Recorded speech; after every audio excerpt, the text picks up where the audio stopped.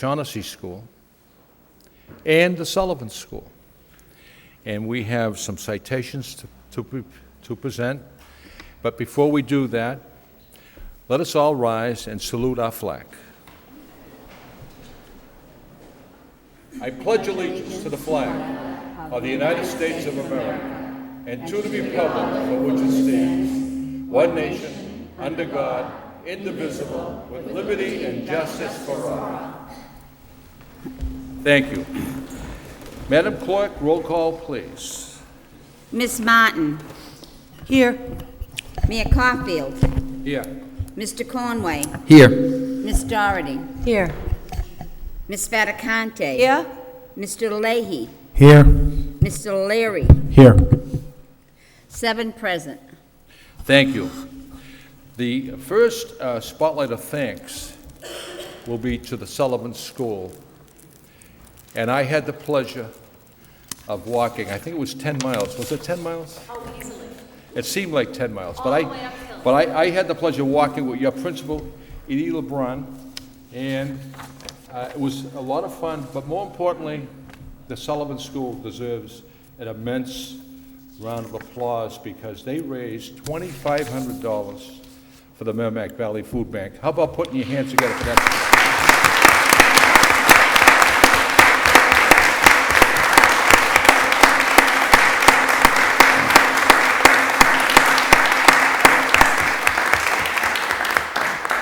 And what I like to see happen is all those youngsters who did that walk along with your principal, why don't you come right in here where everyone can recognize you on the camera?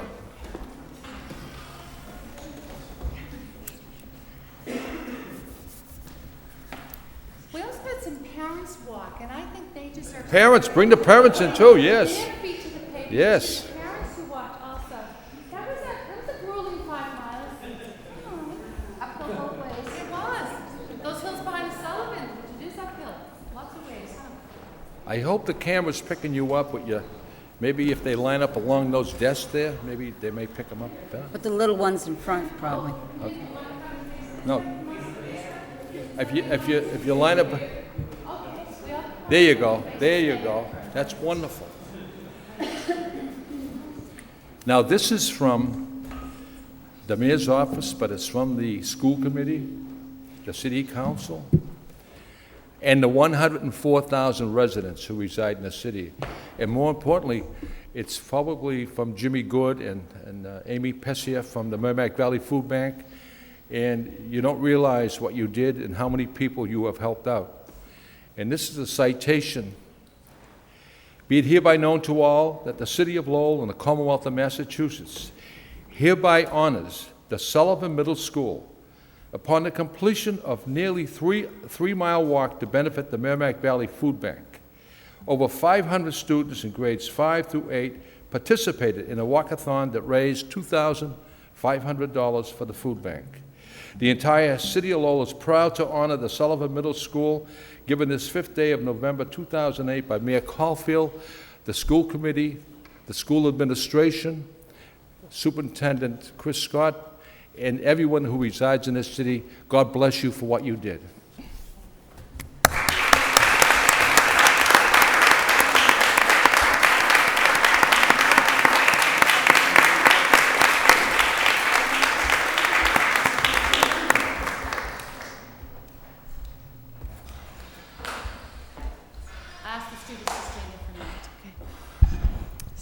On behalf of all the students, the parents who assisted, the staff, and the families and friends who made the contributions in support of the students' walk, I want to thank everyone in this city, because every one of these dollars came from a lot of heartfelt thanks and kindness really extended through the Sullivan School, but to all of the families in Sullivan and in this community who will benefit from that as well. And so I wanted to thank you for this acknowledgement and recognition. Thank you. And if you have it next year, count me in, because I'll be walking with you, okay? Absolutely. And you know, we do it 4 different times because each grade level walks. And so I did have a few teachers who walked all 4 times, 10 miles. I managed to do it 3 times, and I'm regretting it with my knee to this day. I know that a few of our parents walked 2 times, and we really appreciated you joining us for one, because those are grueling hills. Okay. And we had many children who did it 4 times, helping with carrying the banner. So Okay. thank you very And much. I would ask, Madam Principal, don't let these students go, because we're going to recognize the Shaughnessy School with some heroic deeds that some youngsters did at the Shaughnessy School, and I want you to put your hands together for that youngster who's going to receive a citation as well. Is that a deal? Yes, they were going to Okay, wait to thank do you. that as well. Thank you.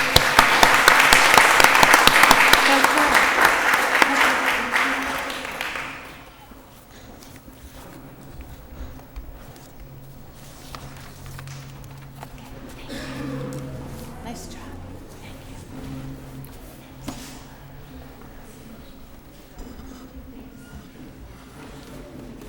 And we have a couple of heroes in our midst, and one young gentleman who went above and beyond, who went to the side of one of his fellow students, and we'd like to recognize that student. Why don't you come right in here, Travis? Oh, you're not bashful, are you? Travis, this is a citation for you. Be it hereby known to all that the City of Lowell and the Commonwealth of Massachusetts hereby honors Travis Gendron for his heroic act in saving the life of a classmate who was choking outside the classroom. Travis is a third-grade student at the Shaughnessy School and has showed true heroism for pulling his classmate into the classroom, announcing the emergency. His selfless efforts prevented a possible fatality. The entire city of Lowell is proud to honor Travis for his selfless act of saving his classmate and wish him all the best in his future endeavors, given this 5th day of November 2009 by Mayor Caulfield, Superintendent Scott, the entire school committee, and all the students that attend Lowell Public Schools. You are a hero.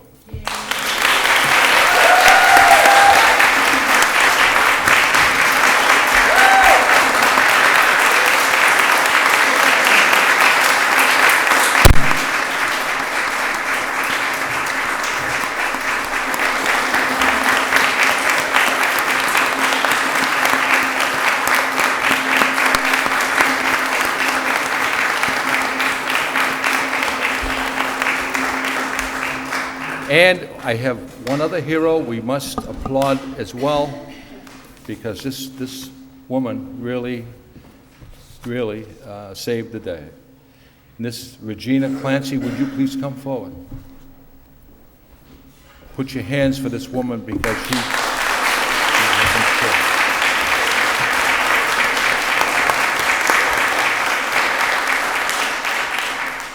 Be it hereby known to all that the City of Lowell and the Commonwealth of Massachusetts hereby honors Regina Clancy for her heroic act in saving the life of a student who was choking outside the classroom. Regina is a tutor at the Shaughnessy School and has showed true heroism for performing the Heimlich maneuver on a third-grade student. Her selfless efforts prevented a possible fatality.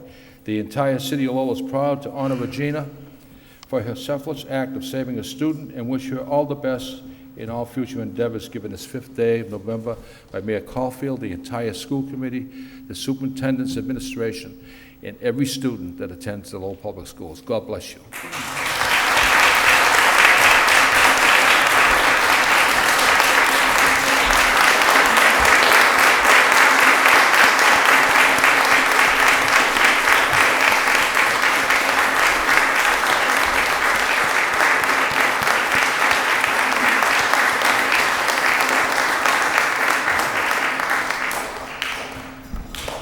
I would have to say, before we move on to the agenda, that the Lowell Public Schools are in fine shape with all the students, the teachers, everyone who's involved on a day-to-day basis with the Lowell Public Schools. Everyone is doing their part, whether it's walking up the hills in Belvedere or as a bicycle-thon at the Daily School last Friday. But everyone is pulling together, and we just awarded citations to 2 heroes tonight. Regina and Travis, keep up the great work. And the Sullivan School, God bless you, and I'll be looking forward to that walk next year. Thank you.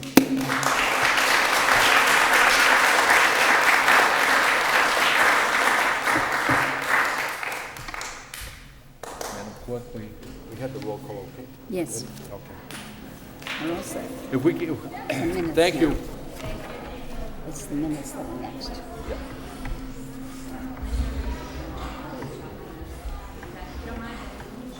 It's his son.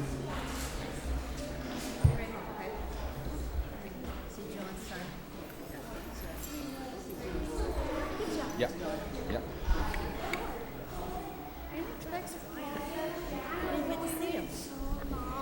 Congratulations.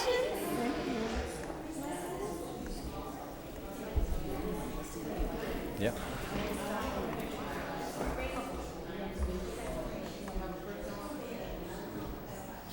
Good.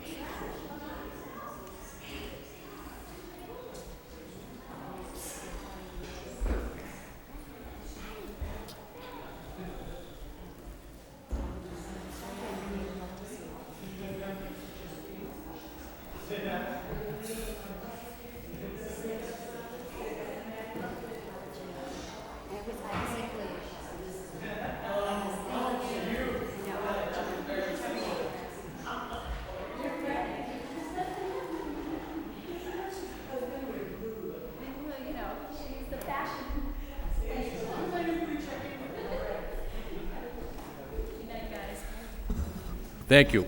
We have a very busy agenda. So as I said last night, I'll try to expedite the agenda as quickly as possible, but we must do the school department business. And if we want to expedite it, I will need some cooperation from 6 members of the school committee. I'll entertain a motion now to accept the minutes of the last meeting and place them Motion, on Your file. Honor. Motion by Regina Fatacanti, seconded by David Conway. All in favor of accepting the minutes and place them on file, indicate by saying aye. Any Aye. opposed? Minutes have been accepted and placed on file. Memorials by Regina Fatacanti. Memorials for the following people: Ann M. Finn, member of a prominent family. Douglas M. Aldrich, husband of Martha Aldrich, teacher at the Pawtuckaville Memorial School. Janet Peralt, sister of Louise Peterson, paraprofessional at the Lincoln School. Samuel J. Fry, father of Deborah Jarvis, secretary to the Assistant Superintendent of Personnel, father-in-law of Stephen Jarvis, Sullivan School teacher, and grandfather of Michael Jarvis, LeBlanc School teacher. Arthur Matthew Tierman, father of Terry Girish, Special Programs Coordinator. Also added to the memorial, John Delahanty, member of a prominent family, and Susan Ponte, who recently died in a horrific accident. Can we have a moment of silence with darkened chambers for these people?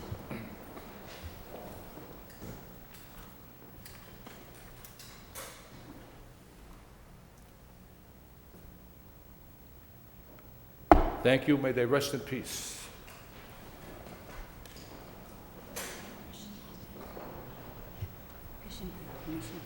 Okay, all right, okay. Permission to enter. Yes, I'm I wasn't talking to you, Your Honor, I'm sorry. I neglected to do that. Permission to enter, Madam Superintendent? Thank you. Permission to enter November 5th, 2008. Education, Inc. for $92,000 to provide academic support and tutoring services to special education children who are hospitalized. Funding provided by the local budget hospitalization children funds. The Duncan Company, Inc. for $9,910 to provide for the moving and removal of furniture and equipment from the Vernon School. Funding provided by the School Department Operations and Maintenance budget. ASAP Fire and Safety Corporations, Inc., $9,500 to provide service, maintenance, and replacement to over 500 fire extinguishers and hose cabinet services in 30 locations. Funding provided by the School Department Operations and Maintenance budget. The Duncan Company, Inc., for $13,900 to provide repair and service to a wide range of floor scrubbing machine equipment throughout the district. Funding provided by the School Department Operations and Maintenance budget.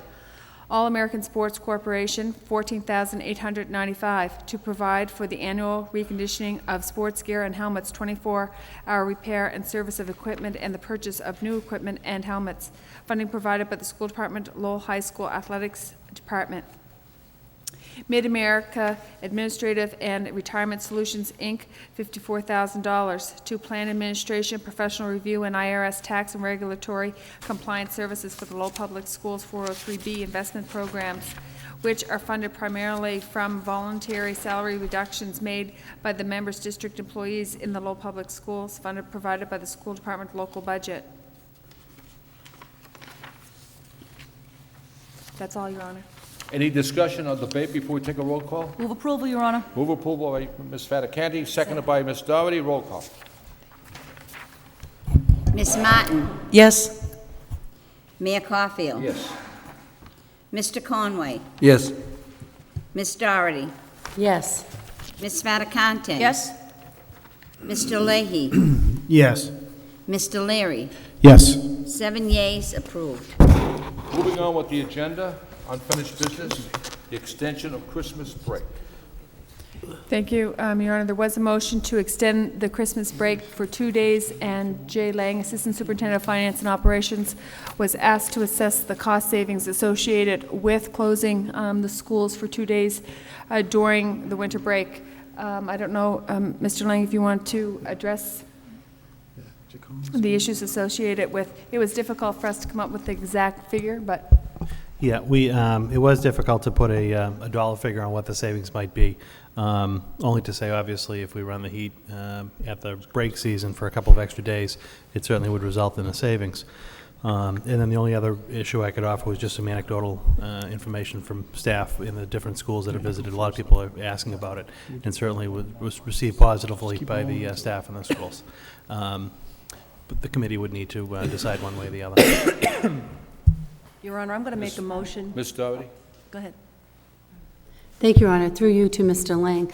How many of our school buildings will remain open regardless? I know we have CTI in some of our buildings. Can you give us a count? Because that would not impact those schools, right? They're going to have to be open anyway? Right, we probably have,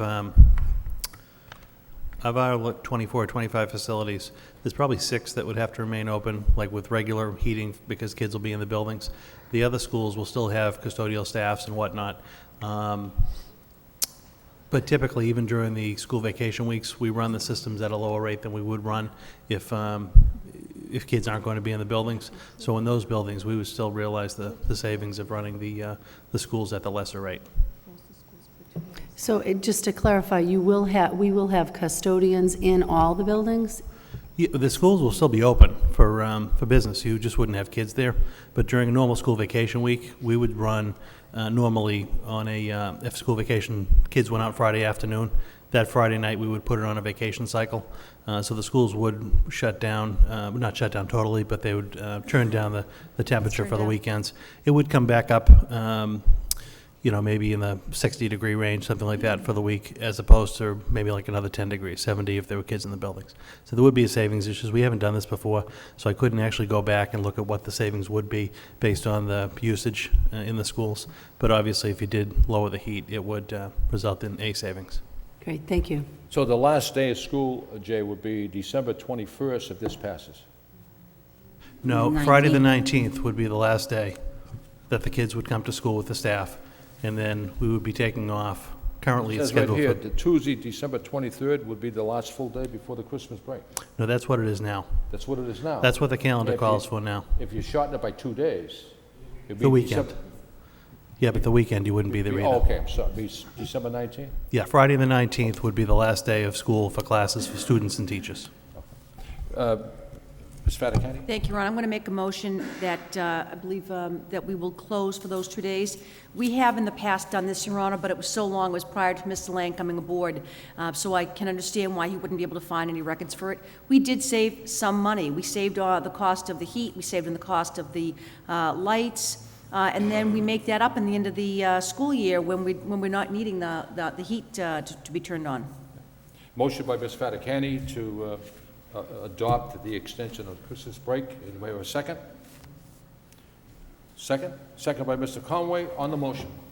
Just one final question, so we're clear, really. But this doesn't shorten our school year, as we're all aware. Oh, no. that Right. we still remain Still at the 180 180 days, days. no matter how you look Just at it. wanted that to be clear to Thank you. people who may be, students who may be at home getting excited. I just want to point out that business does this all the time. And during the Thanksgiving, Christmas breaks and so forth, they do shut down to conserve. And Yes. this is a good move, I think, on the committee's part. And so, any other discussion on this particular issue? If not, we'll have a roll call. Miss Martin, Yes. Mayor Caulfield, Yes. Mr. Conway, Yes. Miss Doherty, Yes. Miss Fattacante. Yes? Mr. Leahy, Yes. Mr. Leary. Yes. 7 yeas, approved.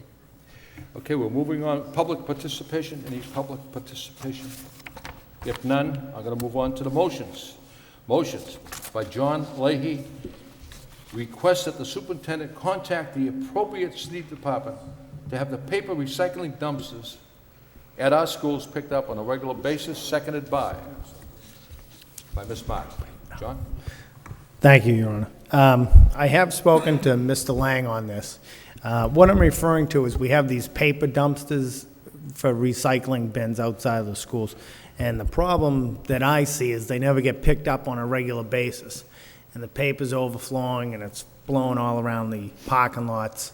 And it's more of a nuisance sometimes. So when I had contacted Mr. Lang on this, I just was a little irritated, and I said, you know, if they can't pick them up on time, and we're not making that much money on them, because we do get some sort of a check monthly or semi-annually or whatever from them, and it's really not amounting to as much money as we thought.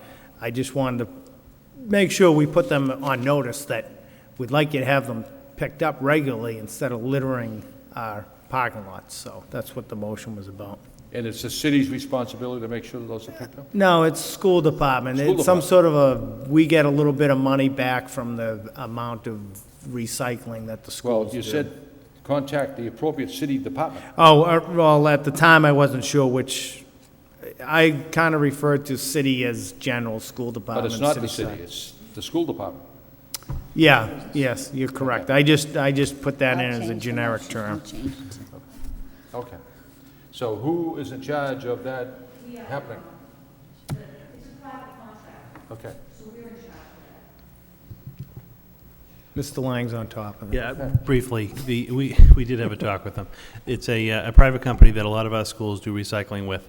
It's also part of a fundraiser program for the schools where it encourages recycling based on the tonnage that's removed from the different dumpsters. They're green and yellow. If you see them in some of the buildings you drive around, the school gets a check back at the end of each month based on the amount of recycling that they do.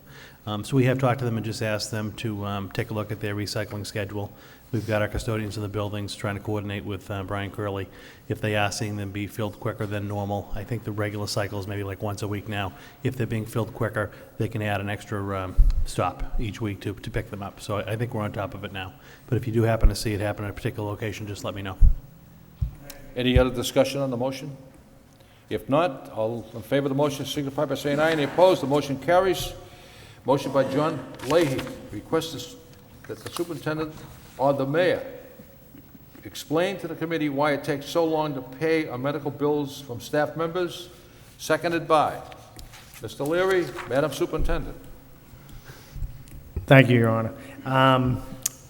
I included your name, Mayor, because I wasn't sure which side this fell on, but I did Well, have... you blame the city for not picking up I the know. recycling, Hey, so you might as what well the blame me heck, for right? this.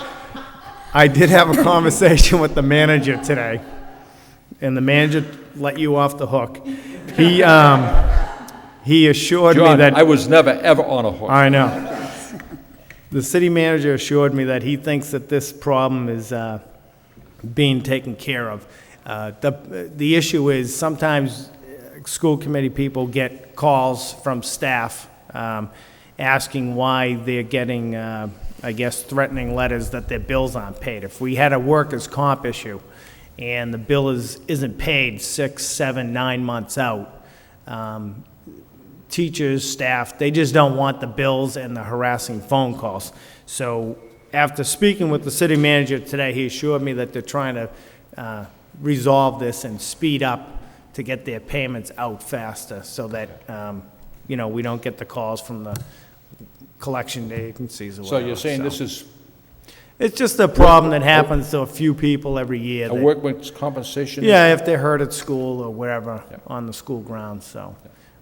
Just to make sure that we get our bills paid on time for these people. Well, I do know that whether it's business or the city or the school department, if you are hurt on the job, you have to go to the doctor and get examined and so forth, and there could be a discrepancy there, or there could be a reason why they're not, so I don't know, but, Yeah. No, someone asked me to bring this up, and I said I'd bring it up for them. okay. I've had a conversation about this a few times with a few people, and so this time someone asked me last week if I could bring it up, so I did. Okay. Thank you. All in favor of the motion, signify by saying aye. Any Aye. opposed? The motion carries. Third motion by John Leahy and Jim Leary. Request that the superintendent to work with the assistant superintendent of finance, all school principals, and all school department heads in order to prepare a plan of action addressing reductions to our 2008-2009 school budget in case state aid is reduced. Seconded by Ms. Martin. Go ahead. Who would like to go first? Okay, thank you. The motion, obviously, from my esteemed colleague, Mr. Leahy, the committee is fully cognizant of the fact that next year we're going to have more likely a $3 million deficit, maybe even larger, depending on the revenues from the state. It's going to be a tough year. So I know the committee is cognizant of that dilemma. Excuse my voice. I think we want to do is really start working to ensure that the public understands that. I've had conversations with Mr. Lang offline almost at least once a week, a couple times a week, regarding how the administration's looking at it from a standpoint of positions. Obviously, what Mr. Leahy and I initially discussed when we did this motion, we were saying maybe we should ask for a hiring freeze, but we said, one, that's probably not warranted. Two, you can't leave classrooms open, so you wouldn't have teachers, which is 3/4 of our population anyway. We think that the administration is going through it diligently in terms of looking at positions for the filling them for the new year. So as an overview, just to ensure that the public understands that we're in I guess, difficult times at this point, and we wanted to address, just put kind of a generic motion forward to request that we're working together on it more than anything. Thank you. John, would you like to? No, I think the motion speaks for itself. Mr. Leary did a fine job, so basically that's what the motion's about. Thank you. It is a good motion, and councilors on the city side also asked manager Lynch to do the same. And I think it's wise and prudent to do that, but not to do it in such a way that we're creating hysteria. But I think the Madam Superintendent would certainly be looking at the budget and every ways that we could address any cuts in local aid. And I want to say thank you to the people of Massachusetts for overwhelmingly defeating question 1. So that was a great move on their part. So all in favor of the motion, signify by saying aye. Any opposed? The motion carries. Moving on with the next motion. Motion by John Leahy, a report from the superintendent on the Lowell High transportation. The report should tell the committee the breakdown of how many students walk, get dropped off, and/or take public transportation. This report will serve as a starting point for a discussion on student safety. Seconded by Mr. Conway. On the motion. Thank you, Your Honor. Through you to Superintendent. I put this motion in because a few times when I'm coming through downtown in the morning, and particularly the morning commute, I've been up by City Hall here by Merrimack Street, and the bus just stops and lets 40, 50 kids out, and they're just all over the place. And the traffic lights are changing, and the cars are trying to go, and the kids are just walking across the street, basically like they don't have anywhere to go. So it was a concern. And I've been on behind a city bus up on Church Street or Appleton Street, where it comes up onto Central, and same type of thing. They just drop them all off on the corner, and they have to walk down Central Street. So my main concern was just that I know that the high school uses public transportation in the morning, and I just wanted to make sure that, it's a safety issue, that the kids are all set, that they're not just walking in the street, and I wasn't sure. I knew that some of them get dropped off, some take the public transportation, but if you see them coming into the high school sometimes in the morning, it's a little chaotic, and it was a concern of mine. So I just wanted to make sure that we could, look into that for the safety of the kids. So. Any other discussion on the motion? Yeah. And, Your Honor, could I Yes. just mention one other thing, too? Go right ahead. I had a talk today, too, when I was talking to the city manager about another issue. I wanted to, I don't know if I maybe have to make a motion or bring a motion at the next meeting, but I was wondering if... You can do it tonight, we'll just Okay. suspend the rules, that's no... All right, well, Well, should we dispense with the first motion and then take up? Yeah, okay. Go ahead.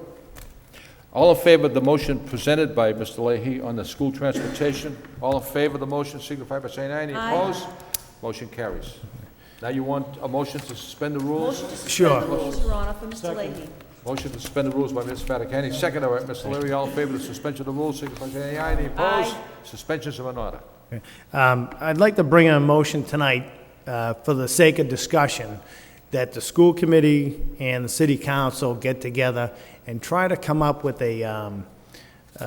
some sort of a, it's a safety concern on the way traffic in the city, the way the cars speed around, go through red lights, through stop signs. So I just thought for purpose of discussion, we could come up wherever you want it to go, safety committee or whatever, some sort of a campaign on safety in the city, driving safety or whatever. We've had a few students incidents this year. Unfortunately, we had that, the mother on Chelmsford Street last Thursday, and we've all seen it. I've heard you talk about it at city council meetings. We need to slow down in the city. People need to get off their cell phones while they're driving.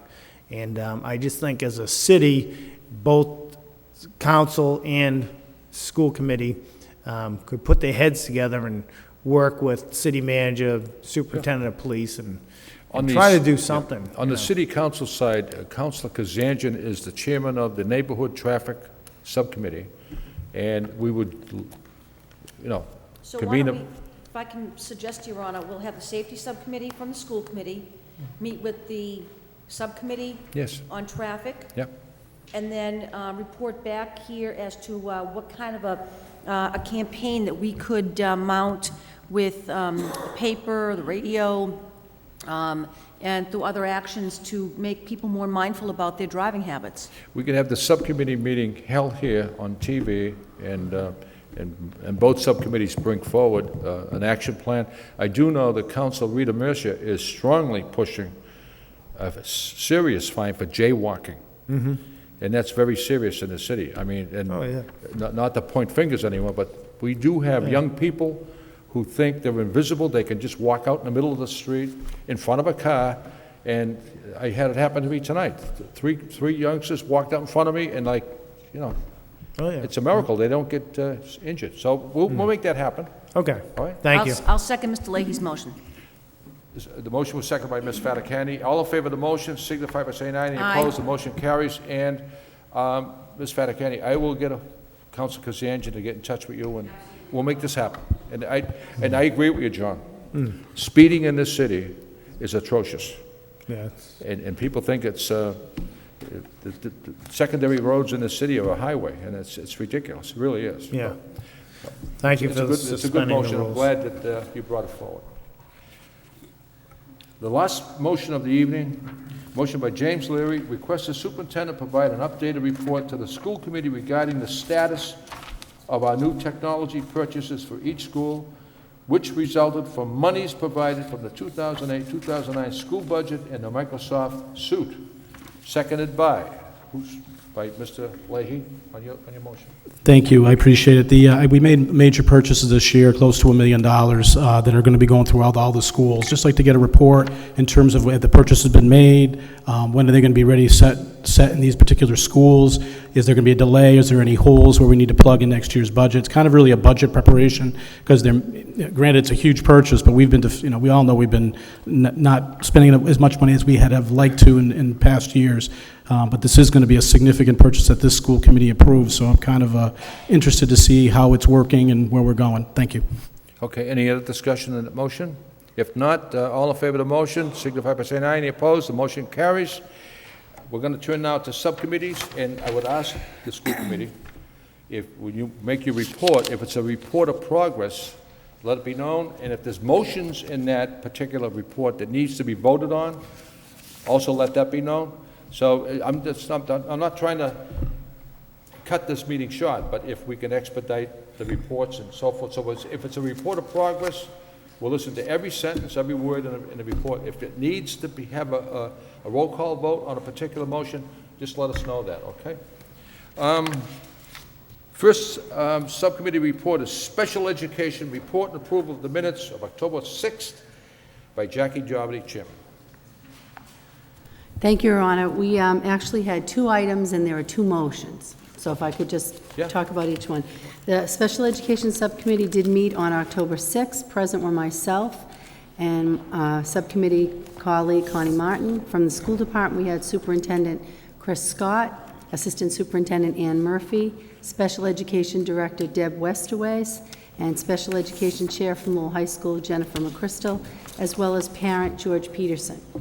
The first item on the agenda was to discuss the out-of-district special education costs. Again, as this committee knows, we are currently spending about $4 million on out-of-district student placements and about $1 million in transportation. And the Special Education Subcommittee is looking at how we can be more efficient and effective in our transportation and perhaps expand our special education program offerings here in the city so that we can reduce that out-of-district cost. So the motion by Ms. Martin, seconded by me, was to instruct the superintendent and her staff to begin the process of investigating cost savings within the transportation budget and to explore the possibility of expanding in-district programs with the superintendent reporting back to the full committee. So we're expecting to get a report of how we could expand our offerings within the city to reduce those out-of-district costs. That motion should have a roll call vote and discussion, if anyone would like to discuss that particular motion.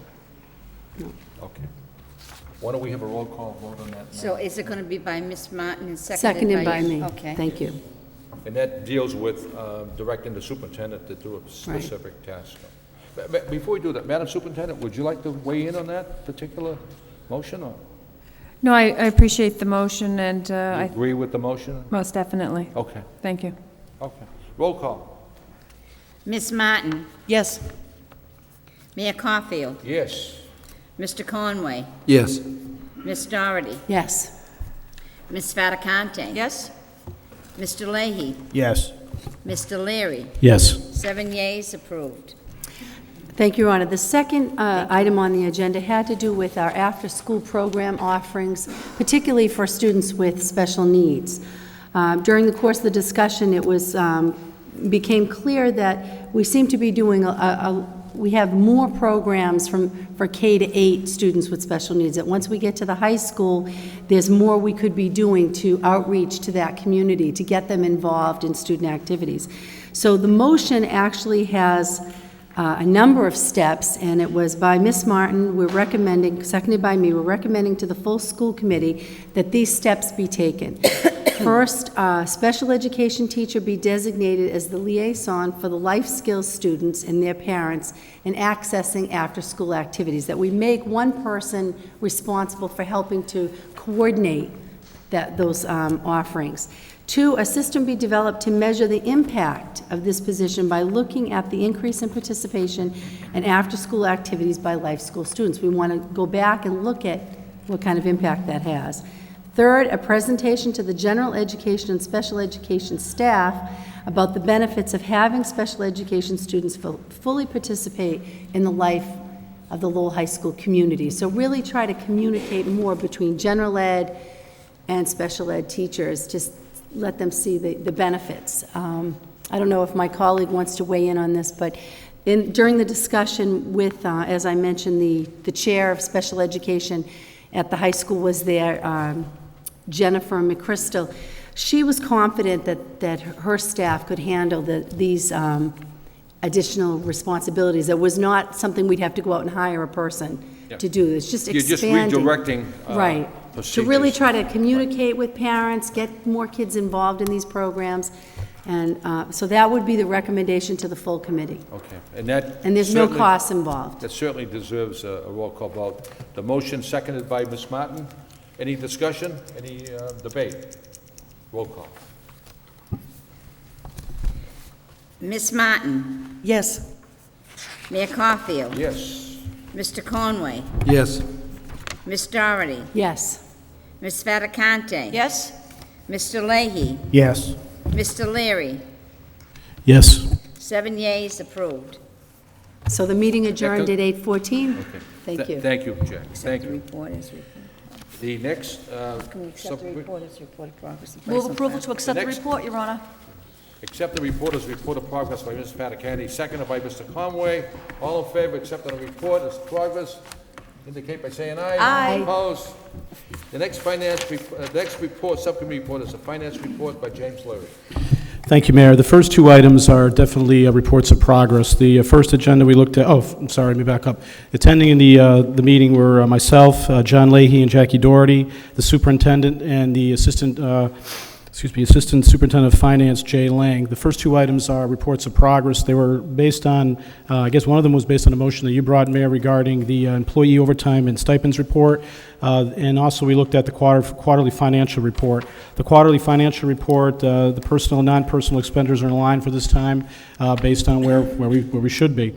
The more lengthy discussion we had that we had was regarding the overtime and stipend account. Mr. Lang provided in the packet brief aggregate as well as a nice pie chart that's not quite colored, but it's a good breakout from an aggregate point of view. The committee actually looked at specific individuals and what they actually received from stipend reports. What we also have available, Mr. Lang is available for the public as well for any committee member, is actual breakouts by individual. Mr. Mayor, since you made that motion, Mr. Lang just informed me that he's going to send you a copy of that. Yes. But any committee member can have that as well. They're about that thick.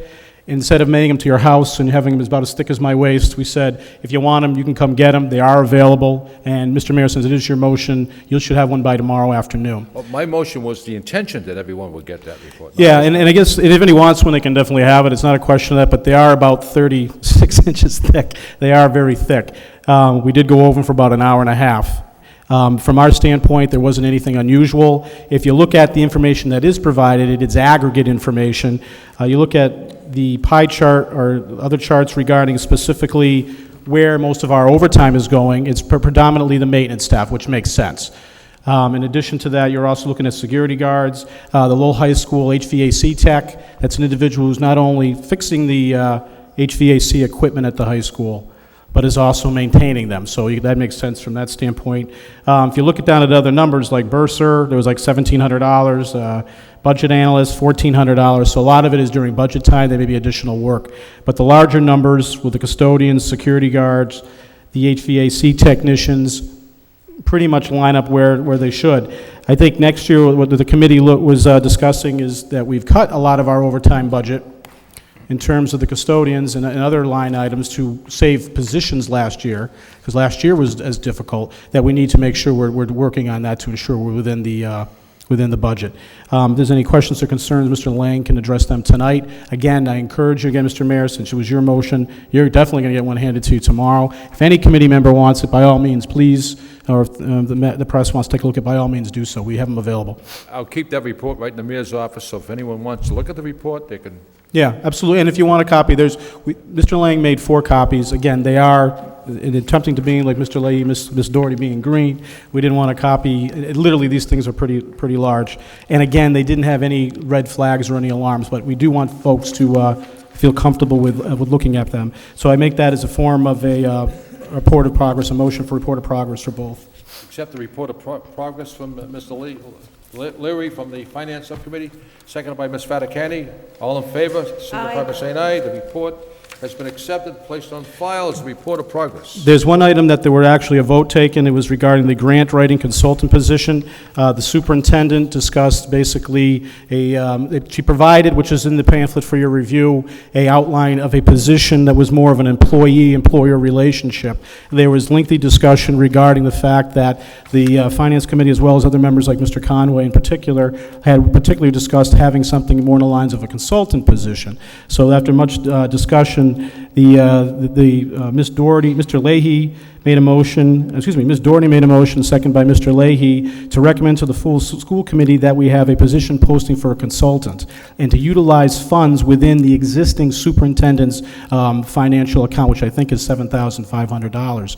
The premise from that motion reflects that we are going to be targeting individuals who have a known or already understood relationship with some of the private foundations, such as the Gates Foundation, and trying to utilize that to obtain additional monies. So, in essence, you'd be spending some money up front to get hopefully a lot more money back. That would be within specifics of our curriculum.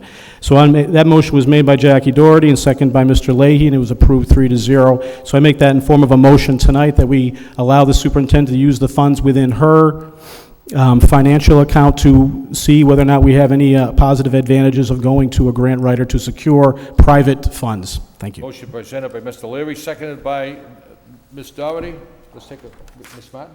Could I just ask, I mean, and actually it would certainly fall in line with the line item title, but in pulling together kind of a, more of a, not so much, I guess, a consultant position, but more of a contracted service relationship with this, because it could be an individual or it could be a service. It could be a company that we're working with. And I don't know if we might be served, and this, I mean, obviously I have no problem giving the superintendent the latitude to make this decision. But one thing we might want to consider is almost going along the lines of a request for proposals, outlining what it is we want. Specifically, I think we can pull a great deal of that from that, the initial description, job description. But really, perhaps putting out a request for proposals, because you may be able to bring in a company or an individual contractor who will come in for a set amount and be able to provide these services, over the course of time. Is this, the gist of this motion is to bring someone in to write grants and receive a percentage of the grants? They're not going to receive a salary? No, actually, that's a good point, and Ms. Martin clarified something for us. I think in essence what we're doing is in contracting companies or specific individuals who have already demonstrated the capability from a successful point of view of getting these grants, that we allow the superintendent to begin really kind of, the way I did it in the meeting was really we're going fishing essentially, but fishing with the proper equipment to go out and see if someone who could actually pull in something we specifically want, not something just to go like kind of shotgun or buckshot around. We're specifically going after an item that we feel would be advantageous to the Lowell Public Schools within our already curriculum standpoints and other, programs that we're doing, much perhaps like the Pathway program or other programs that already exist. I think it's a worthwhile motion, but I also would like to see it pass over to the law department to make sure it's done legally and done properly and worded properly, and I think that would cover, what Ms. Martin is bringing forward.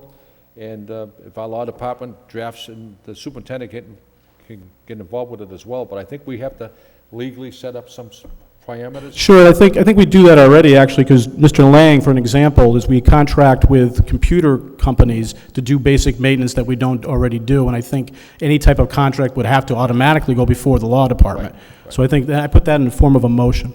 Okay. That's an amendment to your motion to make sure that it's forward to the I can do that, yeah, I don't have a problem, because I think that's just a normal course of business when you do with any consultant, yeah. Thank you. Ms. Doherty? Any other? Who's going to second his amendment, though? I need a second for the There's no amendment. amendment, it's just, it's included in the motion, overall motion, that it's going to be forwarded to the law department. Any other discussion? Let's take a roll call vote. Yes, Madam Superintendent. Just point of clarification. My understanding is actually that the consultants and the contracts that we hire, contractors we hire, are approved by you, the school committee. Yes. So I just didn't want it to think, it's well within your legal preview or it's your prerogative to approve this financially? Yes. And Ms. Fedicani would know more than I, with more experience, but I agree that. I think what the mayor's saying essentially is anything you sign as a contract should be run by an attorney. Right. You're right, we have the financial responsibilities, we have the ultimate responsibilities. Even if the attorney would say, I reject it, we would come back and have the ultimate authority. But I think there's not an argument where legal opinion would offer the operative word advice. They're not controlling anything. Yeah. Ms. Martin? And I think that really what we're discussing is this, approval as to form. Yes. I mean, that's we already have a contract that is approved as to form as to the way we do this, and that we would use that same that has already been passed by and has, been checked over, so that it's not an extra step necessarily. We've already taken that step so that we can move forward fairly quickly.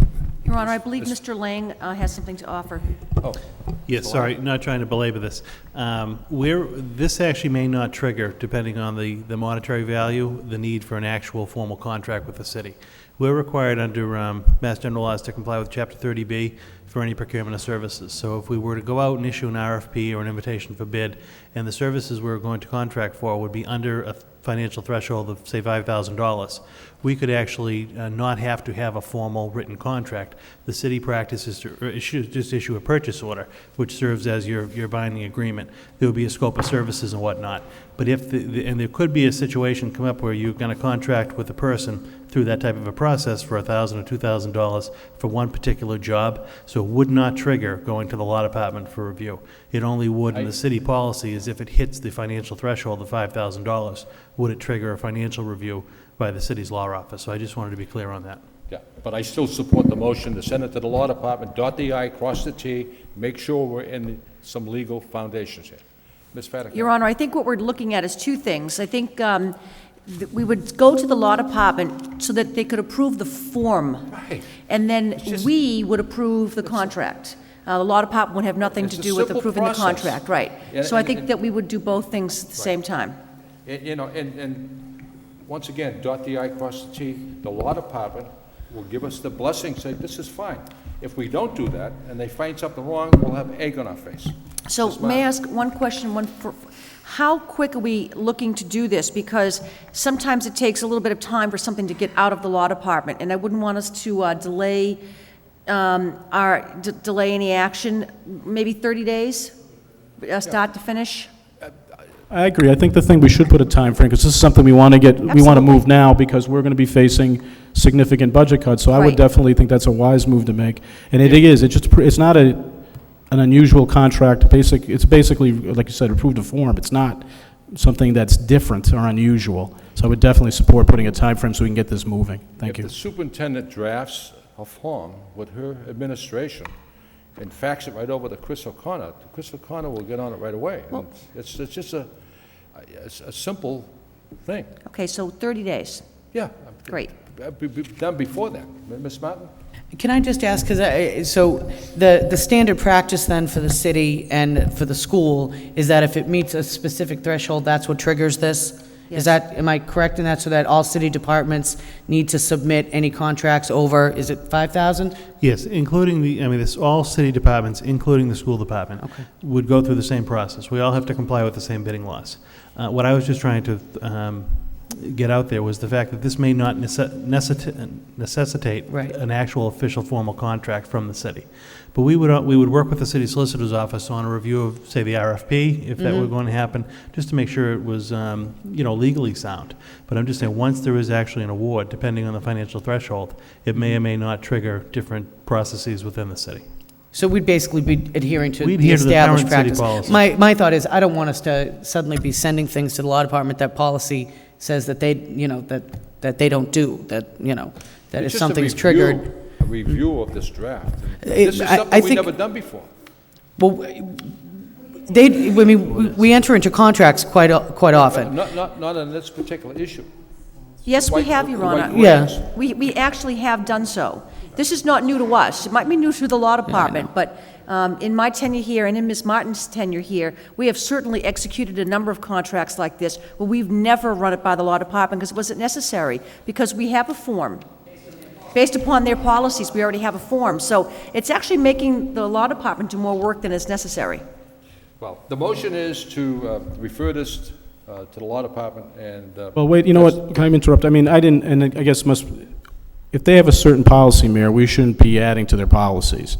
And I wasn't cognizant of the fact, Mr. Lang, and I apologize, I should have been cognizant of the fact that they had a policy. Whatever the law department's policies are, we are already following. The motion, I'm going to withdraw my motion and make a specific motion that we basically then instruct the superintendent as our administrator of the school department to begin working on hiring agencies or an individual to go after private monies and to follow the policies that are already within the city. And I guess that's essentially what we should be doing. And it's my fault. I should have been more cognizant of what our legal policies are in terms of the contracts. And I make that as a form of a motion. Thank you. Before we take a roll call on this, all I want to see is the solicitor review the draft. Just look at it and say, this is fine. Or, I don't recommend this or that. That's all I'm looking for.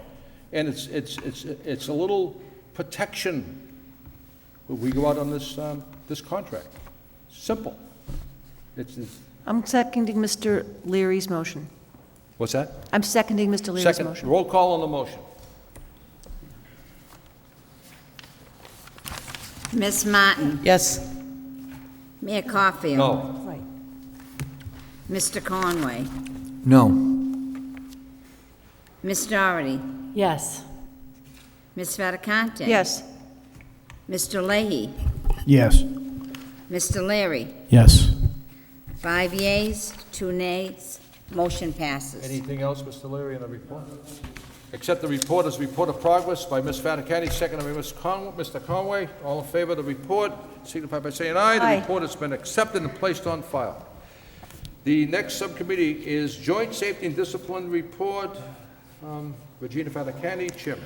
Your Honor, this is going to make you very happy. All we need to do is take a vote. We've already To heard accept the report? To accept the report, that's it. So make a motion to accept the report, Your Honor. Seconded by Mr. Leahy. All in favor, signify by saying aye. Aye. Accept the report as report of progress and place it on file. Thank you. Personnel report by Connie Martin. Thank you very much, Mr. Mayor. The Personnel Subcommittee did meet on Wednesday, October 15th. Present were members from the subcommittee, myself, also Regina Fattacante and Dave Conway. We also had Mayor Bud Caulfield and John Leahy in attendance. From the school department, we had Dr. Scott, Jay Lang, Assistant Superintendent for Finance, and also Sue Mulligan, Assistant Superintendent for Personnel, and Christine O'Connor, Lowell City Solicitor, to assist us in some of our discussions that evening. The first topic that we discussed, which will require a motion by the full school committee and approval by the full school committee, was what we hope will be, at least for a time, our final review of proposed changes to the Lowell Public Schools Quarry policy. Ms. Mulligan had presented for us the revised policy. It's something that we have, I know she and her staff have taken a great deal of time in fine-tuning over really the last year. Has worked very closely with our state delegation, has worked very closely with the quarry policy board that exists in Boston to ensure that we are able to have, I think, a very stringent quarry policy that ensures the safety of staff and, of course, most importantly, ensures the safety of students. So what I would like to recommend is that we do accept this new quarry policy.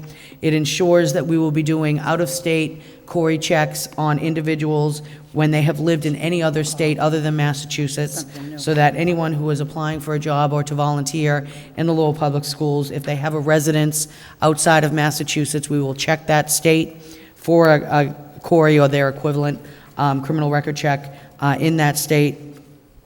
We did review some of the questions to ensure that we are in compliance with the law in terms of what we can and can't ask. And the Lowell Police Department obviously was very involved in this whole process as well. And one of the other key things, just to be sure that everyone is aware of, is that as part of this policy, these are an ongoing process. All staff are required. If they have been here 30 years, that means every 3 years they will go through this process again, so that on an ongoing basis we're maintaining safety and security. For volunteers, it's also important to note, volunteers are checked every year. Another quarry will be run on them. And I think that it's a very responsible policy, and I think it is one that this school committee can support, I believe wholeheartedly, in that it really has taken on what was a very challenging issue and brought us something that will give us a higher degree of safety and security in all of our school buildings and all of our school programs. So I'm very appreciative of that. I would put that forth in the form of a motion for the full committee's approval. Perhaps Motion a by roll Ms. call. Martin. Second. Second by Ms. Fattacante. Any discussion on this particular motion? If not, roll call on this motion. Ms. Martin, Yes. Mayor Caulfield. Yes. Mr. Conway. Yes. Ms. Doherty. Yes. Ms. Fattacante. Yes? Mr. Leahy. Yes. Mr. Leary. Yes. 7 yeas, approved. Thank you very much.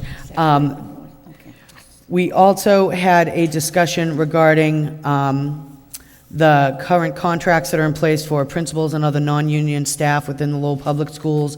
We were told that those are not appropriate by the city solicitor.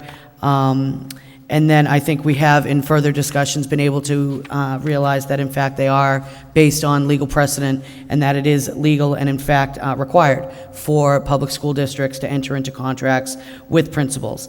So I certainly appreciate that we were able to get the current information and the current thinking on this before we had taken any dramatic action. I believe that the solicitor is also doing some additional research, so it's my understanding that as we move forward, we'll be having some additional conversations regarding what the law says and how we remain, as we have been in the past, remain in compliance with that law. There was a motion to request more information, but I don't believe it requires the endorsement. It can be part of the whole acceptance of this report. One key thing that we did discuss was we will be updating our salary schedule for principals so that it will be a more accurate document that will assist the superintendent as well as the school committee in that salary negotiation process. We did take a recess for the actual school committee meeting during the middle of this. And then we had taken on the issue of the high school's efforts to ensure ongoing processing of the need for substitute teachers at the high school. Excuse me. Sure. Ms. Matt, Sorry. on the motion by Regina, seconded by David Conway, you're just going to give that as a report of progress? If it's okay with you, I mean, basically, we requested additional information Yes. from the city solicitor. Okay, I mean, my thought was that was, Yeah, we just okay. asked for more information, I and just want to clarify that. I'm sorry, yeah, That's that was okay. my thought at least. Okay. So we did have the conversation regarding the substitute teacher assignment process at the high school. At the conclusion, there was a motion by the two members of the subcommittee, Regina Fattacante, David Conway, that we were going to accept the current proposal made by the high school administration to continue as the process has been in place. That would, I believe, need to be endorsed by the full school committee, so I would put that forth as a motion to be approved. Second. Second. I understand that the school department would save monies if this was passed, and I'd be certainly in favor of that. It's actually cheaper to do it this way, Your Honor, than to hire. We'd actually have to hire somebody part-time, and even doing that would probably cost us more than what we're paying out in this scenario, yes. So this is an excellent, prudent move, and I certainly endorse that. So why don't we take a roll call? I'd like to be heard on that first, if I could. Go ahead. Thank you. I disagree with my colleague's statement regarding saving money. I appreciate the personal subcommittee taking the time to look at the position and discuss it and allow me to speak at length regarding it. I think the work being done is not, from its standpoint, personal. I think the people involved are good people and are working hard. Initially, when I looked at this, it was a $15,000 increase, really, for an individual who had retired to continue the position they were already doing. And I said that was a bad thing, a bad precedent to set, as we were going to be looking at laying people off in the following year due to having a lot of substantial cuts. I thought that position would be rolled up into one of our many administrative positions. I think at the high school alone, we have a director of curriculum, a director of operations, a director of student services, 4 housemasters, 2 housemasters in the freshman academy, and another freshman academy director and a headmaster, not including all of our department heads. So I listened to the personnel subcommittee, and a lot of the language being used was, this is really serious, this is important, we need to have this person or a person doing the position, because without it, there'd be utter chaos. So I said, well, I talked to the headmaster about it, and I said, to the headmaster, I think you should be looking at rolling this position up, because we're going to be looking at potentially removing one of the supervisors, one of the administrators. And he said to me, he said, you know, next year we're going to be doing that. I said, okay, well, maybe I'm going to back off. So I said, because it's $15,000 additional, it's not the end of the year, we do have the money in the budget. Then I started to think, from some of the information I listened to the personnel subcommittee, that why don't we have a supervisor reviewing when employees are out of work? Now, I've been an employee, I've been a manager, I've been a director level manager, I've been reporting to people. Whenever I called in, my supervisor was cognizant of the fact I wasn't at work. Or a supervisor was fully cognizant. I own my own business now. I contract to different people, and people contract through me. The fact that we have a teacher monitoring other teachers regarding absenteeism doesn't make much sense. So I'm not going to support this. I think that with X2, our database, and Mr. Lang could articulate how exceptional that database is, that we could be saving a lot of time if we did roll this up into an administrator. The position could be actually improved. Currently what's being done is that the actual function is in the morning during the first period. You have two teachers who are, during their first period, are actually working with this third individual doing assignments of absentee of teachers throughout the system. Now, those two teachers, I wouldn't ask for anybody to remove their schedules. I'm just saying an individual actually retired. There's an opportunity to potentially save someone's job next year. There's a $15,000 savings. Perhaps we should be rolling this up into one of our administrators. I can understand and appreciate a difference of opinion, and I respect that. It's just something that I almost backed off until next year, but this year, you know, it doesn't make any sense that I'm an employee and I'm being told, or I'm basically calling in an absence into an area that's being reported to a certain individual who's then assigning a substitute teacher to teach the class. That's unheard of in regular business. I don't believe other schools actually do it. So I'm going to respectfully vote no. I can understand different opinions regarding it, but that's just my opinion. Thank you. Well, I'm going to respectfully vote yes, and I'll tell you why. I understand the individual who's retiring has a $65,000 a year salary, and that individual is going to come back and do the same job he's been doing and substitute for $15,000 a year. That's a $50,000 savings in my eyes, and I think it's a well worth vote. So, Mr. Conway. Yes, thank you, Mr. Mayor. Just to clarify a few things here. Again, it's a position or a service, or whatever you might want to call it, that has been going on ever since I can remember, actually as a student there. And things that perhaps a little bit different in the business world, and I also was in business myself. But the fact is that when a teacher is absent, you need to fill that classroom, because you have 25 or 30 students in there, and we obviously have a legal responsibility, never mind an educational responsibility. That class has to be covered, and that class has to be covered immediately. And it becomes a very, should we say, a time-sensitive situation to get somebody into that class. Now, what ends up happening is that this particular area where the substitutes are assigned out of, the individual that we're talking about is the one that's helping coordinate this. But at any particular time, we might have 15 or 20 substitutes out in the, 15 or 20 teachers out in the course of the day. You multiply that times the 5 or 6 classes they might have. Then you also add in perhaps teachers that have to leave because of emergencies. You've got IEPs, you have a special ed, you have a number of different things that come up in that course of that day. And especially it seems to funnel into the morning, and it becomes a real, as I've said at that committee meeting, it becomes an educational emergency room. And it's something that, I think it's something that we certainly need to make sure that's covered and covered correctly. That particular individual that we're talking about has been doing this for 38 years. So he has that system down, needless to say, and understands the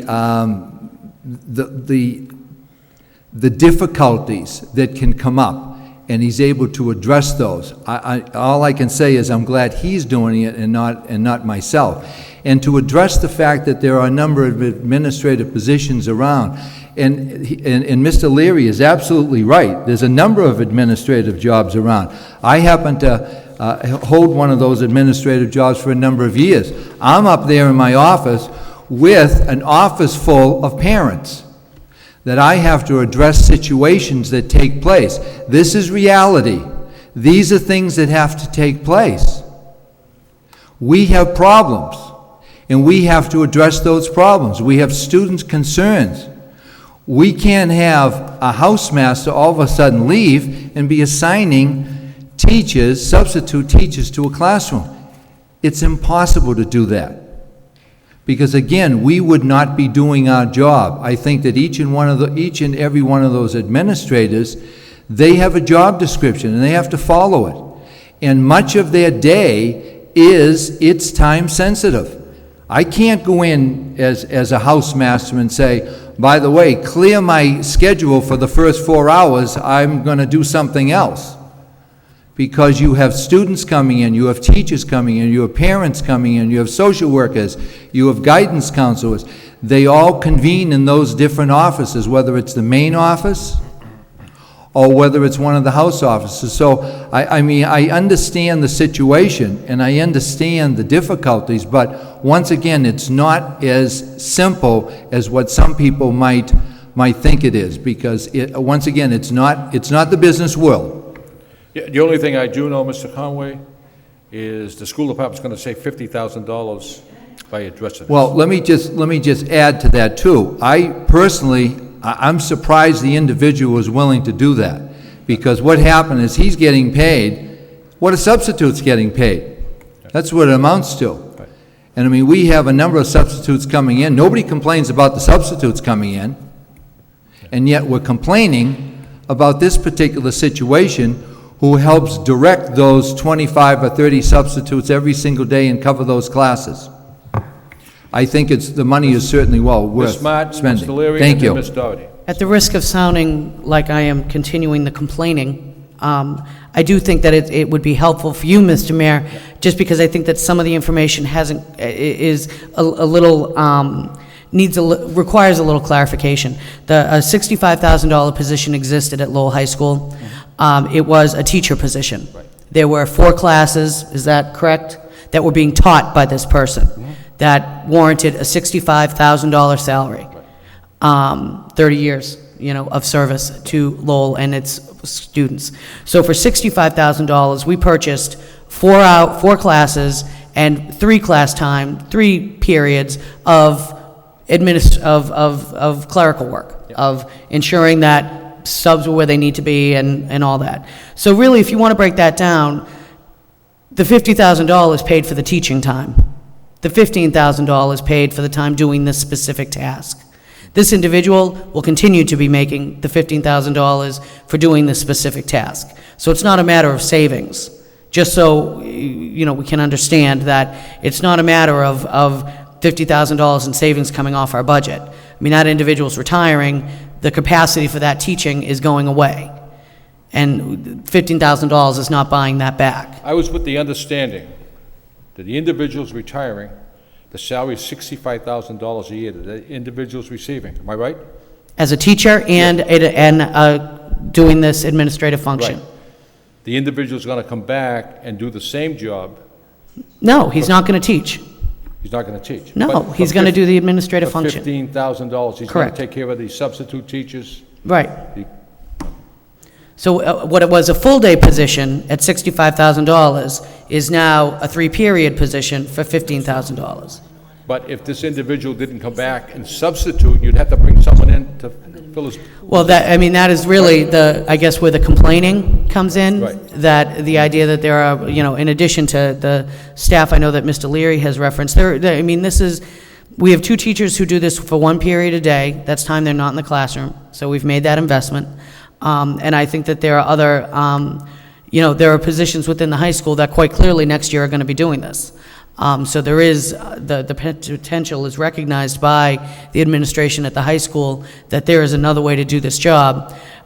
and I think that, you know, it's difficult in these times to kind of move forward without questioning, I guess, / complaining about every dollar that we spend on something that, you know, we can save in another way. I just thought it would make sense if this individual continued to do the role of filling the substitute teachers' positions and so forth on a day-to-day basis, and he would be also a substitute teacher. He's not a substitute He's teacher. not. He is only doing the administrative function of, you know, that does not get done. So, and you can correct me, Mr. Conway, because I know that you live this, have lived this. My understanding is that those 2 individual teachers take care of the full day absentees. The 2 teachers who have the period in the morning take care of people who call in sick. It's my understanding that that's their prep time. So instead of having a corridor duty or Right. office duty or whatever, this would be their duty. Because Okay. once again, it's so time sensitive that everything is funneled in there, and it has to be done as quick as possible. I Just to absolutely clarify for the mayor, the mayor is correct as far as the savings are concerned, because this individual that we're talking about is retiring, and I believe it's probably closer to $70,000 because of the advanced degrees. We're hiring, just to clarify, we are hiring a teacher on a first-year salary, which is probably somewhere in the vicinity of $40,000. Thank you. So there is perhaps a savings of $30,000 on that, a net savings of 30. No, you know, Just in terms of the I'm sorry, the rest of the question. And I think it's interesting as we discussed this, because my understanding was that this individual had been removed from all teaching responsibilities for this year. That this year, because it was recognized that he was going to avail himself of a mid-year retirement, that it was anticipated so that in terms of wanting to run the school smoothly and not having a disruption of students' education, that he was basically removed from the teaching schedule and was his only responsibility since September, which is obviously a limited amount of time, was simply doing this substitute teaching administration. So are we hiring a new position? Or am I incorrect in what I've been told? Let me ask the committee one simple, are we going to save money on this issue? Well, it sounds like we're filling an administrative position, and now we're filling a teaching position that was empty at the beginning of the year. And I don't know if that's true, and I don't know if anyone here can answer Madam that Superintendent, question. can you weigh in on this, please, and Yes. let me know what's going on here? Thank you. Point of clarification, Ms. Mulligan or Mr. Lang. The question on the floor, the position at the high school of the math teacher who also did our substitute placements, was his position replaced by another teacher, 1? And 2, he's presently going to receive the $15,000 for the substitute hiring and placement that he used to do last year, correct? He was a mathematics teacher, and his position was not filled for this particular school year, for the 08-09 school year. And he started this school year doing the substitute placement at Lowell High School. That's my understanding. My No, understanding is because no. that position was cut from the budget, so.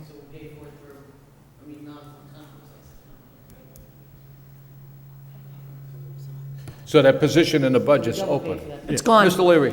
thank you. I guess the issue isn't the individual, by the way. I like the No, of words, course but- it isn't. Well, excuse me, Of course it isn't. let me finish this. Okay.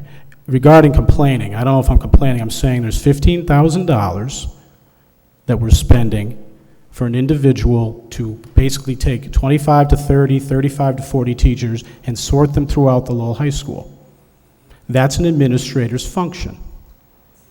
Next year, the housemaster has already told me, he's not going to request this because they can't afford it. It's going to be cut. My point, the only reason why I brought it forward, because the $15,000 is not the issue. The issue is, it's a manager's function.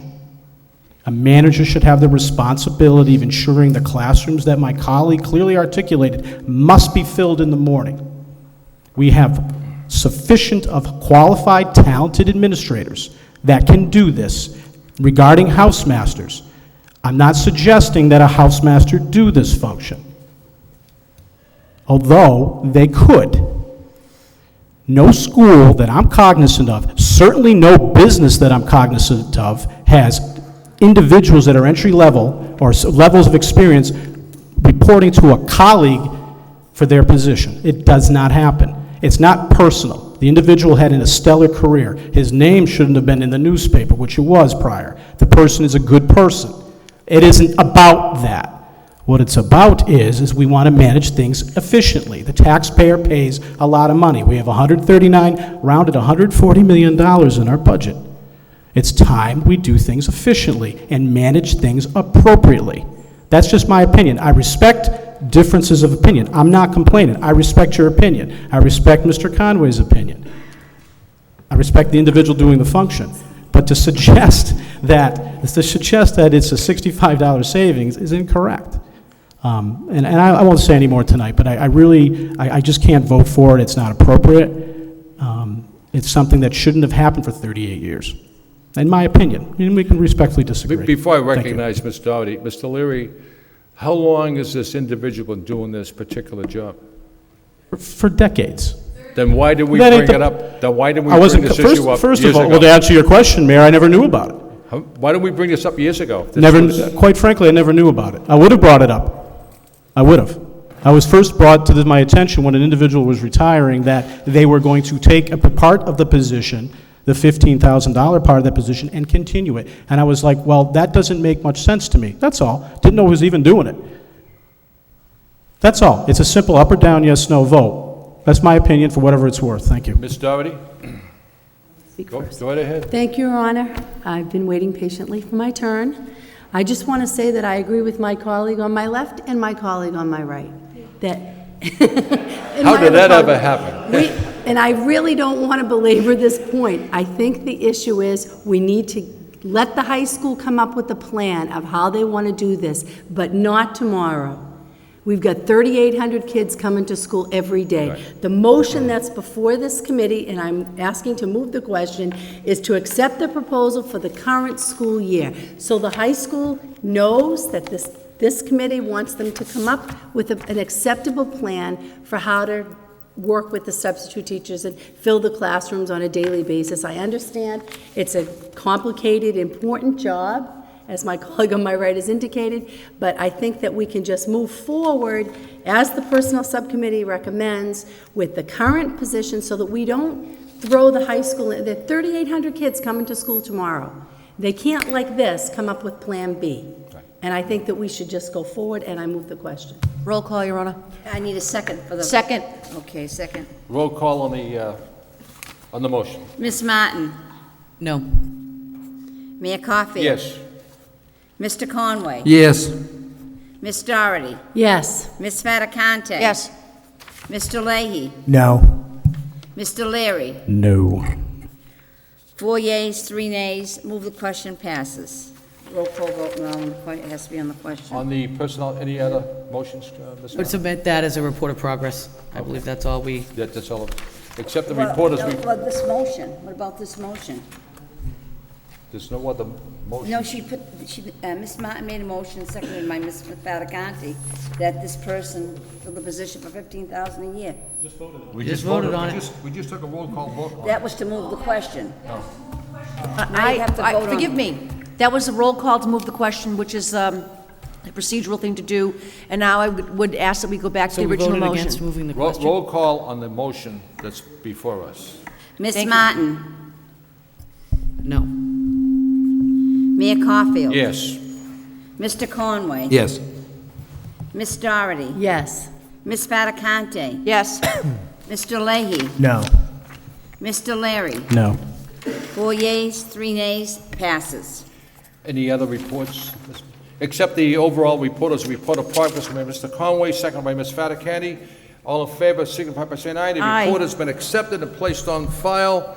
The next subcommittee report is curriculum and instruction by Ms. Martin. Thank you very much, Mr. Mayor. And the subcommittee did meet also on October 15th. Present were the members of the subcommittee, myself, Jackie Doherty, and Mr. Leary, and also from the rest of the committee, Mayor Caulfield, John Leahy, Jackie Doherty, who was apparently there twice, Dave Conway, and Regina Fatacanti. From central office, we had Dr. Scott, Deputy Superintendent Franco. From Lowell High School, we had in attendance Mr. Samaras, the headmaster, Dr. Jack, curriculum director, and Kerry Lynch, our student support services coordinator. We only had a single topic of discussion, and that was the pre-K through 16 pathway. I know we've discussed this a great deal, and that this committee has expressed a very, I think, strong enthusiasm to be able to start this process. And really, the only thing we would need to do this evening in approving this as a report of progress is that we did endorse the concept of building this pathway and instructed the superintendent to continue to develop stronger and more comprehensive relationships with our two very important partners, Middlesex Community College and the University of Massachusetts Lowell. The entire school committee will be looking forward to regular reports, and we will be involving our subcommittees in a variety of ways over the course of time to ensure that as things become more and more concrete and we're actually having topics to discuss, that the entire school committee and the appropriate subcommittees will be employed to facilitate that discussion. I would submit that as a report of progress. If anyone would like to. Move approval, Your Honor. I think we probably should take a roll call vote on this. Okay. Because I think it's very important to, it's a very important issue. And I want to add that it was an excellent subcommittee meeting, excellent. And we did have a debate, but that's what government's all about. But this was an excellent subcommittee meeting, and motion by Ms. Doherty, seconded by Mr. Leary, to move forward on this motion. Roll call.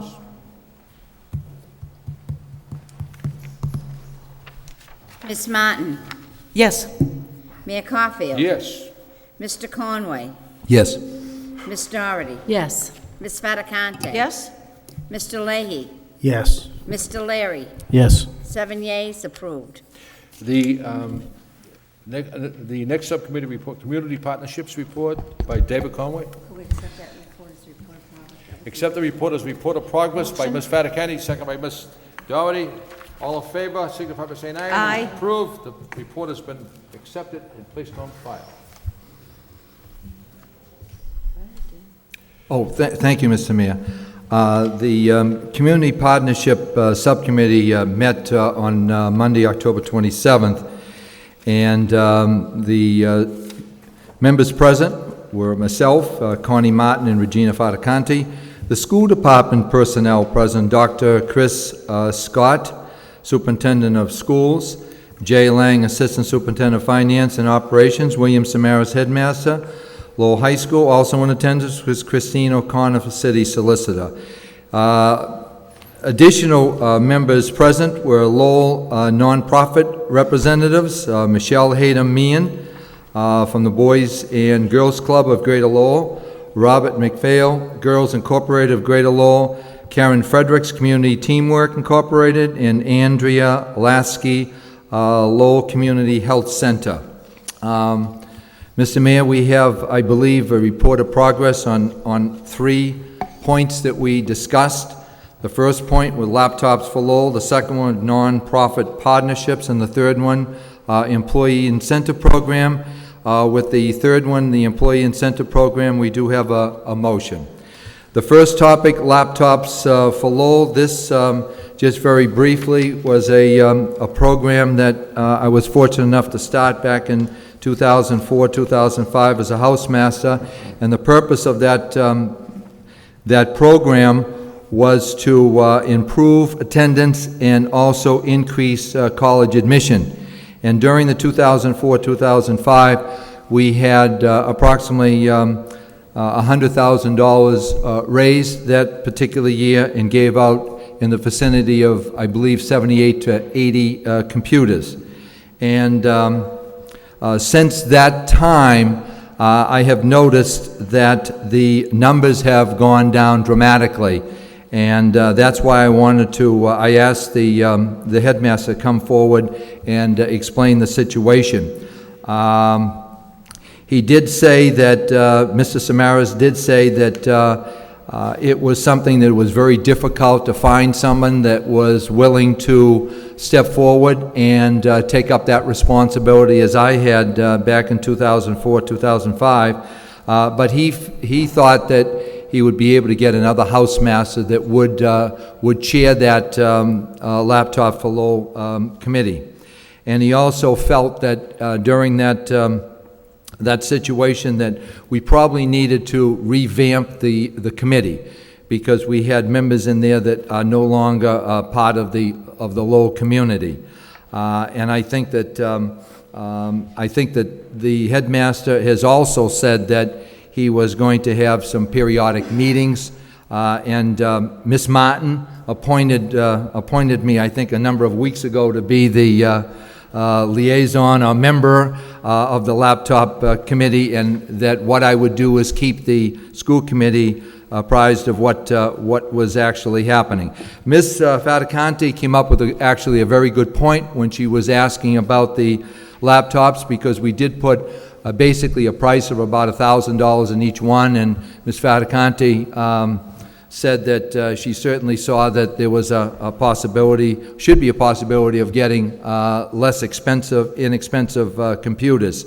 One thing that we did do in this particular program, Mr. Mayor, we had UMass and Middlesex weigh in on the criteria for each one of those laptops. And the other problem that we had was, and it really wasn't a problem, there were some donors that actually would donate the computers. For example, Enterprise Bank with George Duncan. What he did was he actually gave the 10 computers himself. He used the criteria, he bought them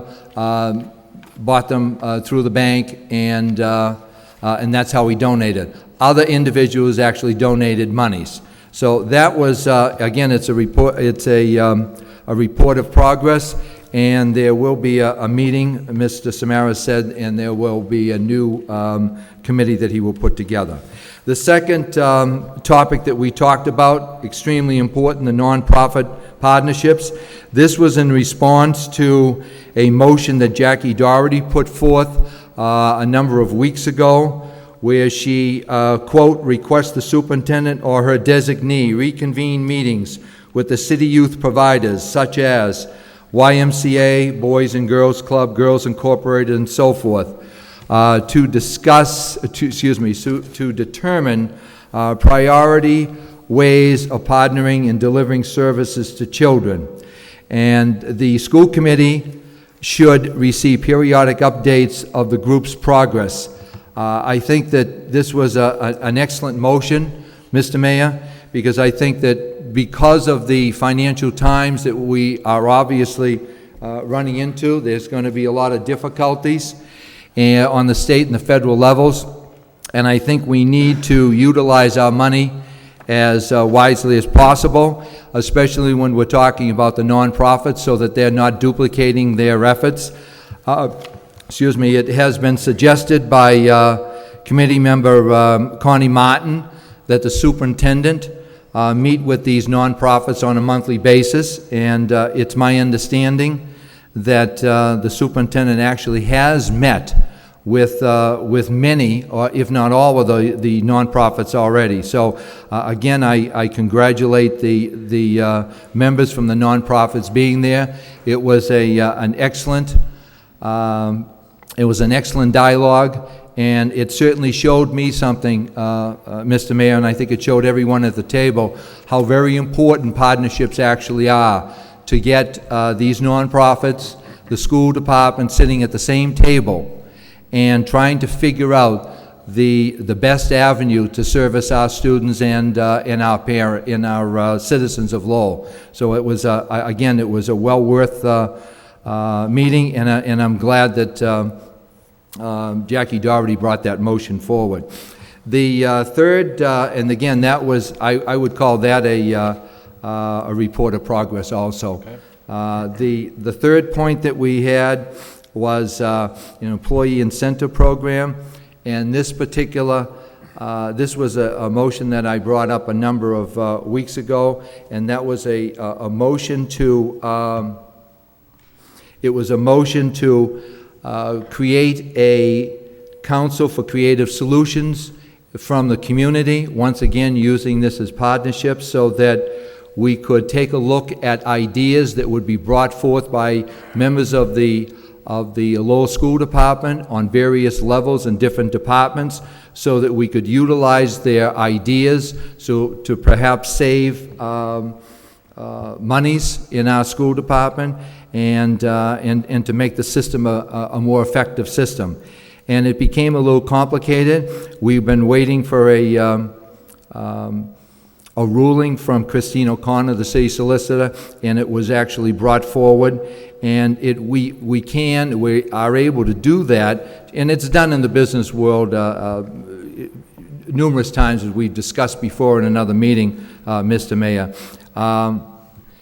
There were some issues that did come up, and Ms. Martin actually made a suggestion, and I think it was an excellent suggestion, and that was to have a night to honor all employees that do bring forth good ideas or different types of savings that we might have, and it might be in the form of perhaps a day off or some type of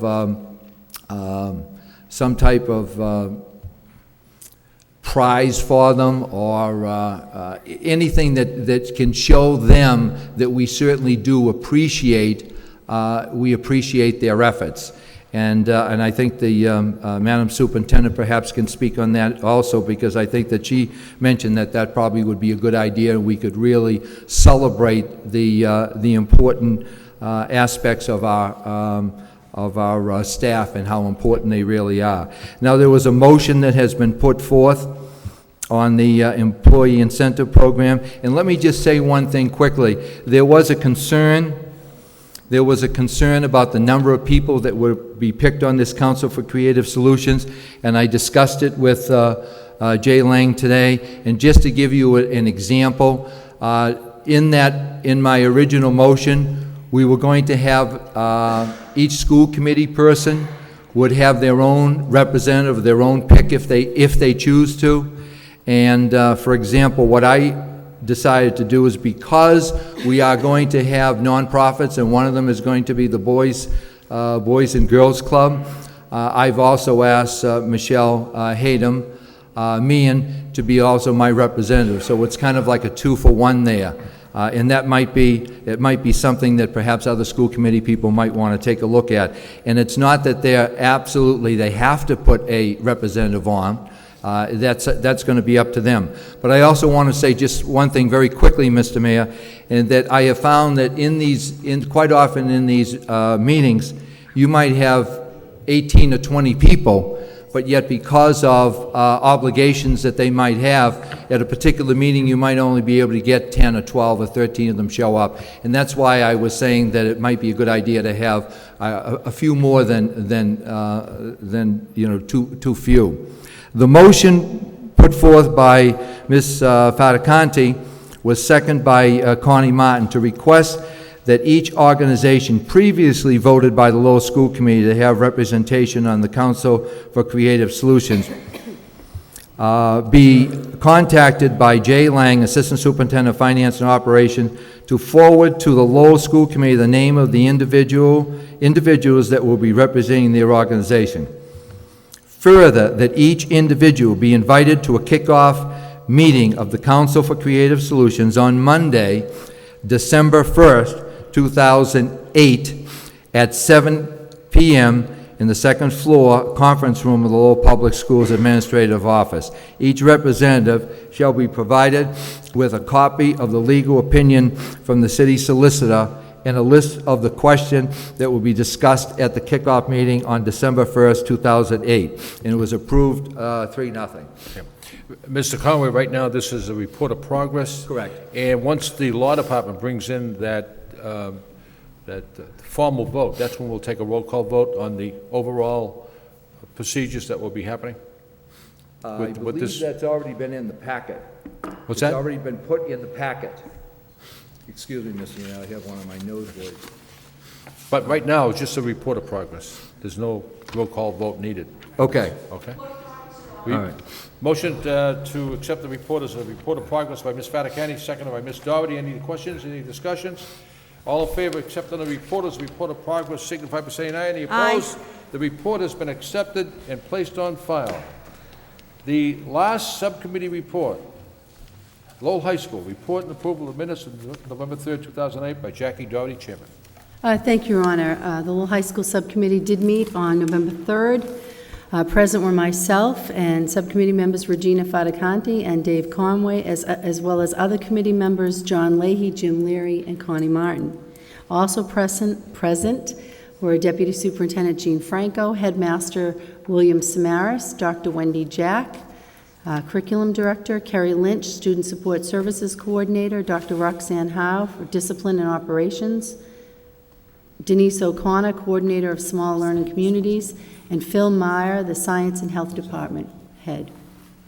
We had 7 items on the agenda. I'm going to go out of order and just focus on the ones that have specific motions, if everyone's okay with that, in order to save time.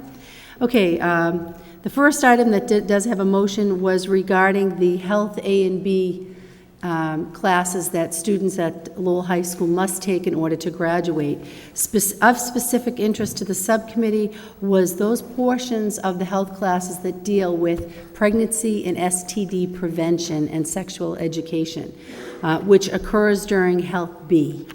What we determined during the course of the meeting was we had gotten a report from the high school that based on this year's scheduling, 362 seniors and juniors will be taking Health B this year, which means they will not get that pregnancy prevention, STD prevention education until they are their junior and senior year. The committee discussed how that could be problematic since many of our teen pregnancies happen between the ages of 15 and 19, that we really wanted to move that education earlier into the student's life at the high school. In fact, freshmen do not get Health B at all. It's minimal at all. They don't. So we looked at the motion, just to get right to it, was by Ms. Fattacani, seconded by Mr. Conway, to recommend to the committee as a whole that we authorize the high school curriculum team to come back with a plan for us that would incorporate and introduce specifically pregnancy prevention and STD prevention, contraception, education earlier in the curriculum for high school students, and return it to the subcommittee for review what that additional unit will entail. So we will get another look at this and give the high school an opportunity to really pull some stuff together and come up with a plan of how we can provide our students with that, very important education piece earlier in their high school career. And I think that it would make sense to make that motion before the full committee right now, if my colleagues are okay. I make a before moving motion, on. Your Honor. Go ahead. Motion? What's the motion? What Ms. Doherty said. To authorize the high school to, you have it in writing there, right? Send the Health A and B curriculum to the curriculum team to incorporate, introduce contraception earlier in the curriculum, and return to the subcommittee for review what the additional unit will entail. So what we're looking for, Your Honor, is an earlier inclusion of this particular curriculum so that freshmen and sophomores get the curriculum earlier. Any other discussion on this particular issue? Mr. Leahy. Thank you, Your Honor. The only comment I wanted to make is at the meeting, sitting there listening to all the comments that my colleagues made and that the staff made from the high school, the only comment that I wanted to make, and I had this discussion with the superintendent, is that I would like to see the high school, the chair people, the curriculum people, just be a little more proactive on this. I think that sometimes we're reactive, and I'd like to see the high school and our school system more proactive, and I'd like to see them coming to us with changes that they feel need to be made instead of us always, I just feel personally that we're always going to them saying, I think we should change this, I think we should change that. Personally, I have no experience in this subject, and I get aggravated sitting there recommending for them to change the curriculum when I know nothing about it, and I'm relying on them to add to the success of our students. So that was my comment by sitting there. I was a little agitated that night, and I just thought that, I think these courses should be looked at every 2 or 3 years and be proactive and make changes and say we should,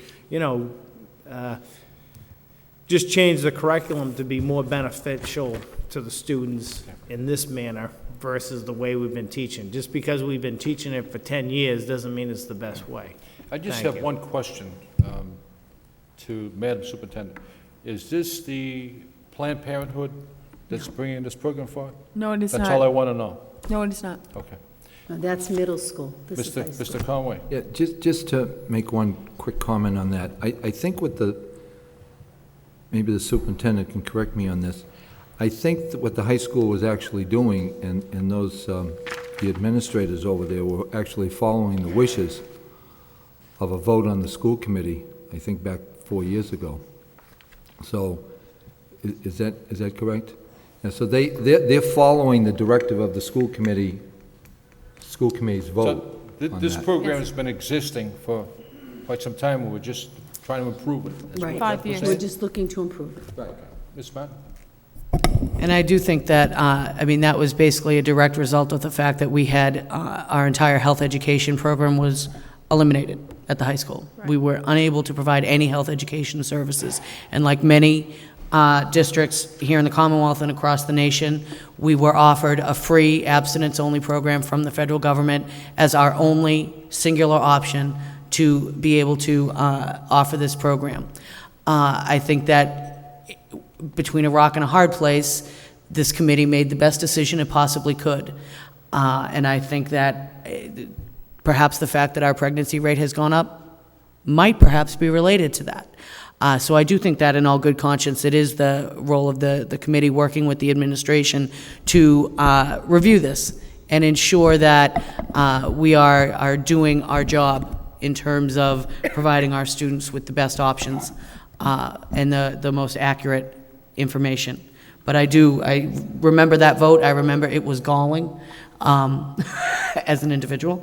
And I think that I have great relief that we are coming to a time where we can actually improve the level of discourse and conversation and curriculum and the way that we discuss sensitive topics with our students. Thank you. Motion by Ms. Fattacani, seconded by Ms. Doherty, to accept the reporter's report of progress. To include the new curriculum, Your Honor. What's that? The curriculum, the health. Yeah, on that portion of the, yeah, go ahead. I didn't think that there was. You have a motion on the floor. Yes, let's We You want just, a roll call vote on it, or? it's just a report of progress. we have a motion, we No, haven't they have a voted on. motion on the floor. They have this motion, sir, on the floor. And the motion would be, Madam Secretary, could you read that motion to me, please? Authorized to send the health A and B curriculum back to the Lowell High School curriculum team to ask them to incorporate and introduce contraception earlier in the curriculum and return to the subcommittee to review what the additional unit will entail. That would be the motion, Your Honor. Roll call. Ms. Martin? Yes. Mayor Caulfield? Yes. Mr. Conway? Yes. Ms. Doherty? Yes. Ms. Fattacante? Yes. Mr. Leahy? Yes. Mr. Larry? Yes. 7 yeas, approved. Ms. Doherty? Thank you, Your Honor. The next agenda item requiring a motion was an update on the science labs. We had asked for a report that looked at how many students are actually participating in labs.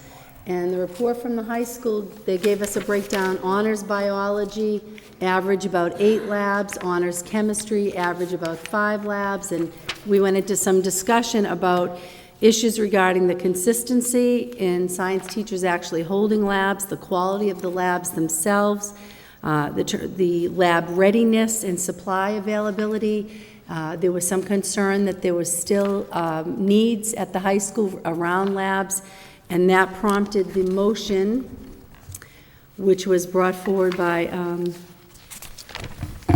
Ms. Fatacanti, seconded by Mr. Conway, to recommend to the committee as a whole authorization to ask for formal total of funds spent on science improvements over the past 5 years. We really are, I know for some people, the perception is this committee has put a good bit of money into improving our labs, and we wanted a report on what that actual total fund was over the last 5 years. So that was the motion. We could take a vote on that. Motion It's a report. to accept the report as a report of progress, seconded by Ms. Fatacanti. All in favor of accepting the report as a report of progress, signify by And saying asking aye. for the funds.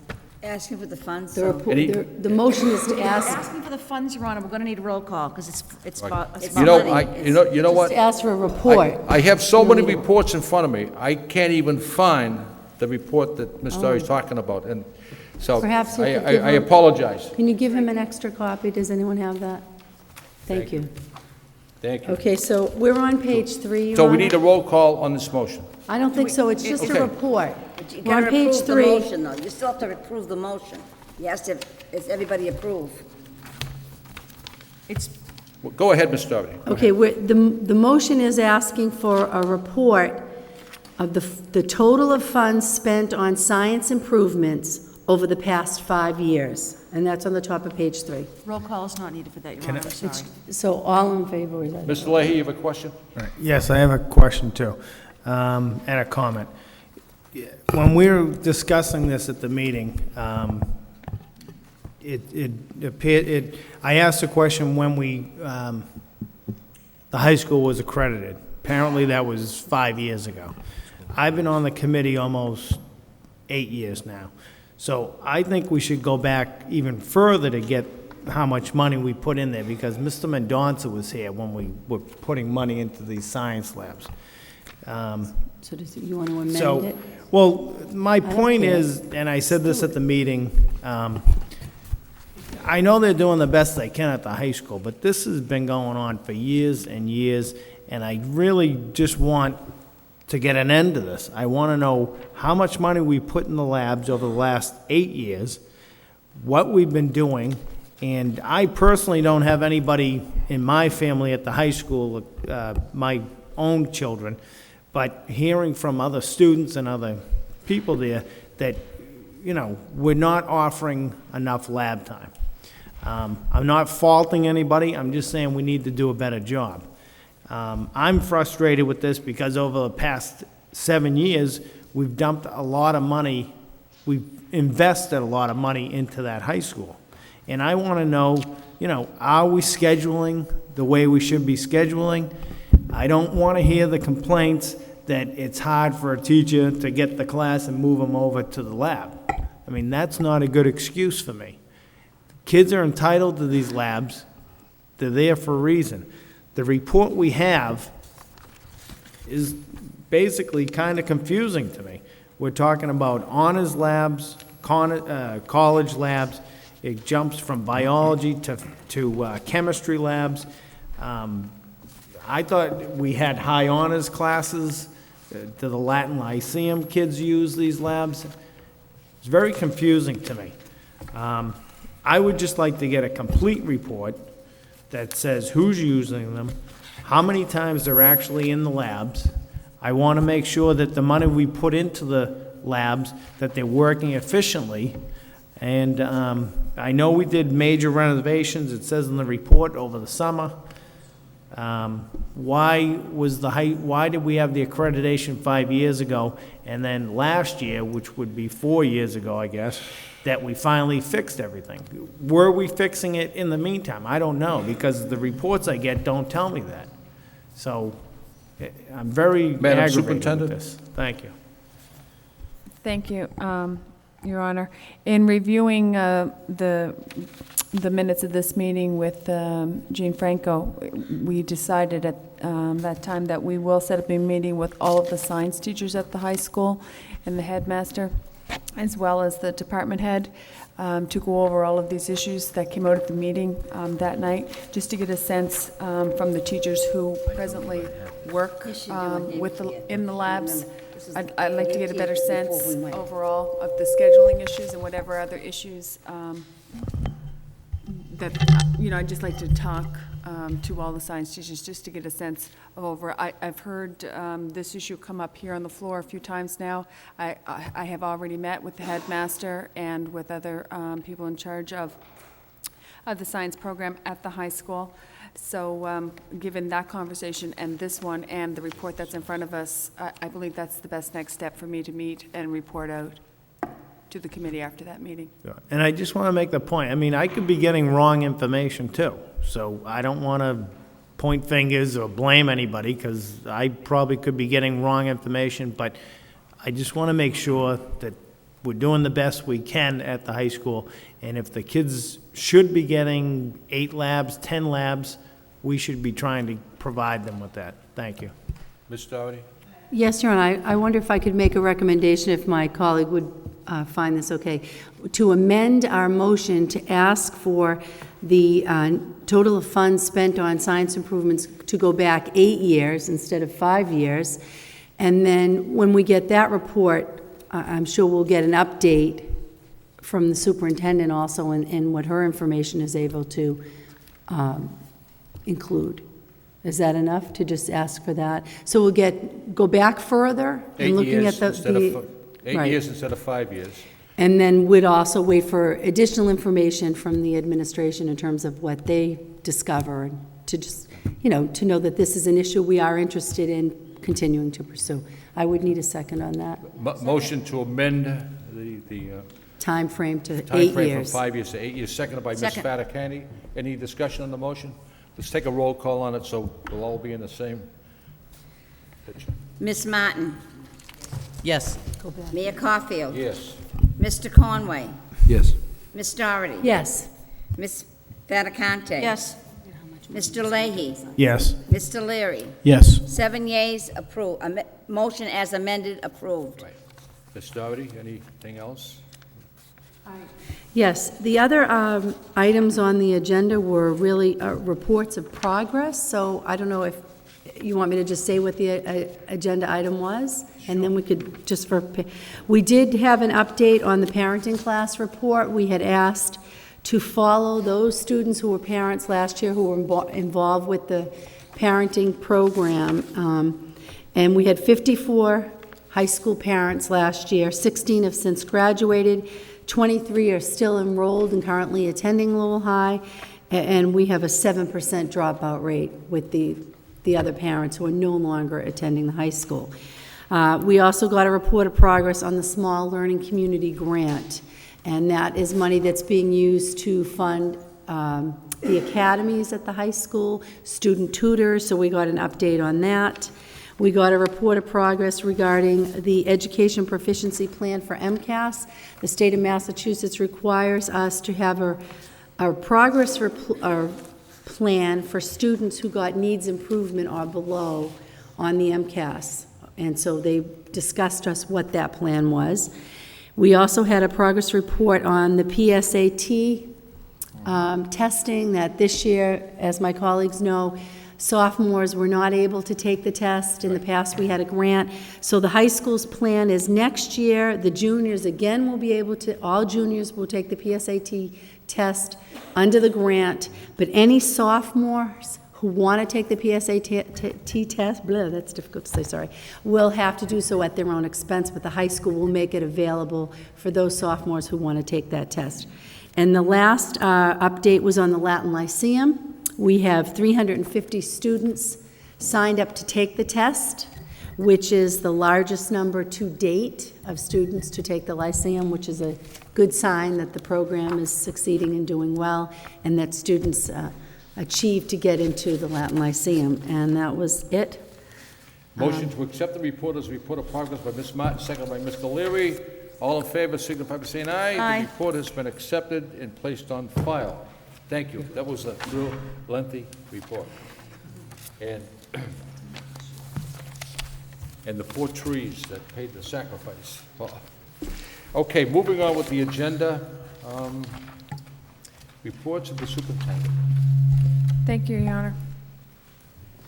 The Oral Health Impact Project. I am pleased to report that the Oral Health Impact Project provided dental services to 614 elementary students, performing 3,788 procedures within the school setting during the year 2007-2008 school year. Every student who participated in the program was seen by the dental hygienist and/or dentist at least twice during the year. Also, quote, first experience oral hygiene educational program was presented to all preschool and kindergarten classes in the district. During this past summer, the operational management of the Oral Health Impact Project was transferred to Community Mobile Oral Health Services of Massachusetts. Dr. Doherty, who introduced the Lowell Public Schools to the concept of oral health services within the school setting, is the project director. In July, Dr. Doherty spoke on the importance of oral health as a guest on the Lowell Telecommunications Cambodian Community Program, Jevet, and I'm sorry if I'm pronouncing it wrong, theme. We have been notified that Dr. Rose Gallo will serve as our district dentist, and it is anticipated that services will be extended to include middle school students this year. Tufts Community Dental Program will continue to partner with the Mobile Oral Health Services of Massachusetts by dedicating a dental hygienist to the district for 2.5 days per week to provide screening, cleaning, and case management services. Also, Tufts Community Dental Program will continue to present their first experience oral hygiene educational program to all preschool and kindergarten classes. In addition to these services, the Middlesex Community College Team Seal program provided 458 sealants and fluoride treatments to 154 second grade students during the 2007-2008 school year. Okay. That's it. Ms. Budd? Accept the motion to Accept the- accept the report of the Accept the superintendent. reporter's report of progress, second by Mr. Leahy. I had a question. All in favor of the report, signify by saying aye, and that report has been accepted Yeah. and placed on file. I just had a comment, Your Honor, too. Through you to Superintendent, is there any talk of going a little further and about braces? You know, this is all great work, but, you know, to take one more step forward, has anybody ever talked about offering discounts or free braces? I mean, that's the next step, you know? Right. Unfortunately, no. And this is a very important project, and Lowell's very fortunate to have it. Many school districts don't have it. Right. And it just goes to the importance we know of oral health with children and how actually the health of their teeth are connected, is connected to their academic achievement in school.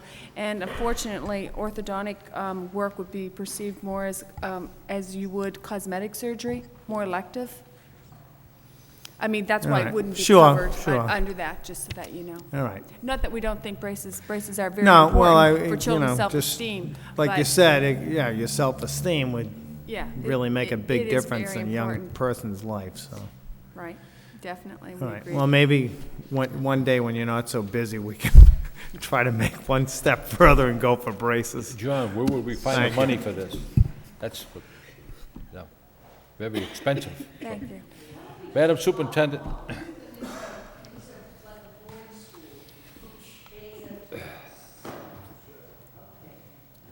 Madam Superintendent? Okay, classroom lock upgrade project. At the October 9, 2008 Safety Discipline Subcommittee meeting, teachers from the Robinson schools expressed concern for the safety and security of the building, citing several classroom door locks that were broken. After consulting with Assistant Business Manager Michael Cassidy, I am pleased to report that a secure grant from the Lowell Lowell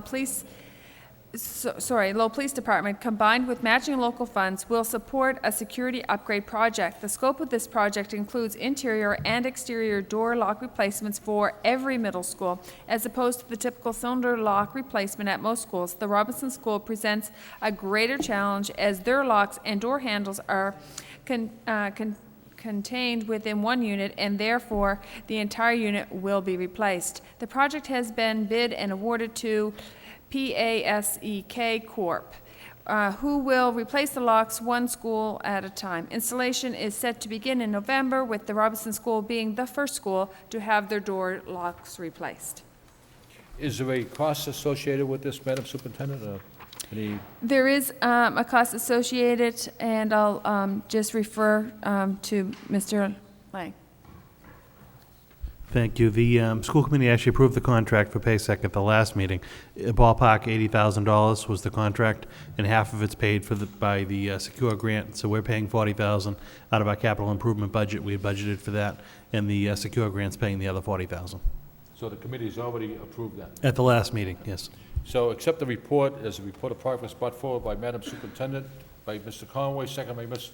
Doherty. All in favor of the report, signify by saying aye. Aye. The report has been accepted, placed on file.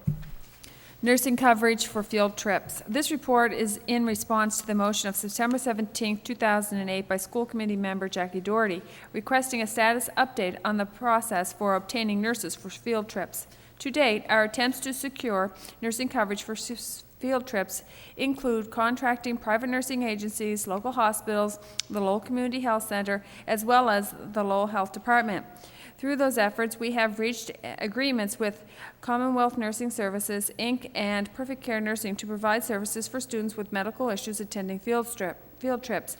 We have also located 2 private nurses who are willing to provide coverage as needed. Query checks are being completed on all individuals who may be assisting our students. We will continue our outreach efforts to expand our coverage resources. From principals, we have received lists of field trip dates and places where nursing coverage will be required. We are hopeful that the early notification and increased resources will allow us to provide coverage for all field trips as needed. Ms. Doherty? Thank you, Ron. I'd just like to say through you to the superintendent and her staff, how appreciative I am of this work, and I would move to accept the report as report of progress and ask that the committee gets updated after the school year with a breakdown of those field trips, the nurses that accompany the students, and the costs associated with that. And the finances for this are already in the budget to support this, right? I don't know. Yes, Your Honor, it is the law that children have to attend their field trips, so we would have to find it within our budget. Motion by Ms. Doherty to accept the report as a report of progress, seconded by Ms. Fattacani. All in favor, signify by saying aye. The report has been accepted, placed on file. Memorandum of Agreement, net school spending. Attached, please find a copy of the amended memorandum of agreement that I am recommending the Lowell School Committee adopt and execute pertaining to the reporting of municipal charges to the Massachusetts Department of Elementary and Secondary Education on the end of the year pupil and financial report. The attached agreement for FY 2008 was amended at the recommendation of Jay Sullivan, School Business Services Administrator at the Massachusetts Department of Elementary and Secondary Education. I recommend that the Lowell School Committee accept this memorandum of agreement at the November 5th meeting. Move approval, Your Honor. Move approval of Ms. Fattacani, second by Mr. Conway. Roll call. Ms. Martin, Yes. Mayor Caulfield, Yes. Mr. Conway, Yes. Ms. Doherty, Yes. Ms. Fattacante, Yes? Mr. Leahy, Yes. Mr. Leary. Yes. 7 yeas, approved.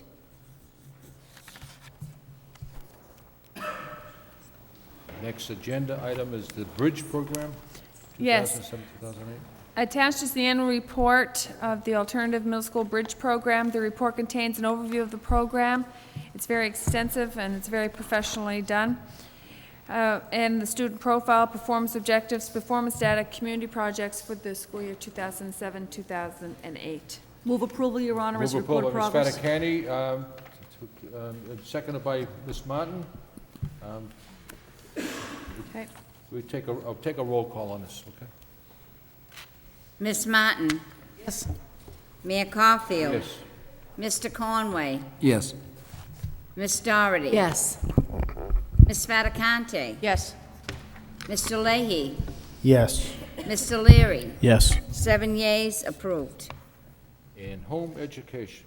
The following parent seeks permission to home educator child Carol Gotham of 2 Roosevelt Place under General Laws, Chapter 76, Section 1. Home education is constitutionally permissible. Therefore, I recommend approval of this request. If granted, the number of families approved by the Lowell School Committee to homeschool will total 31, and the total number of children will be 51. Motion to approve by Ms. Fattacani, seconded by Mr. Leahy. Roll call. Miss Martin? Yes. Mayor Caulfield? Yes. Mr. Conway? Yes. Miss Doherty? Yes. Miss Fattacante? Yes? Mr. Leahy? Yes. Mr. Leary? Yes. 7 yeas, approved. Convention and conference requests. Your Honor, might I address item number 1? I ask that this be put back on our agenda so we could discuss it. What's that? Item number 1, the conference request number 1. Yes. This will include 1 day missing from school. It's my policy, Your Honor, that I cannot agree to a conference request that takes students out of school. I recognize that we do a lot of conference requests for the ROTC, but they're actually taking students to visit colleges. This conference request, Your Honor, takes students to a foreign country. They will visit no colleges whatsoever. They will spend 1 hour visiting a boathouse, but as the teacher herself indicates, they will actually not participate in any crew meets because it will be too cold. I think this is a wonderful educational experience, not an educational experience, a wonderful experience that broadens these youngsters' horizons.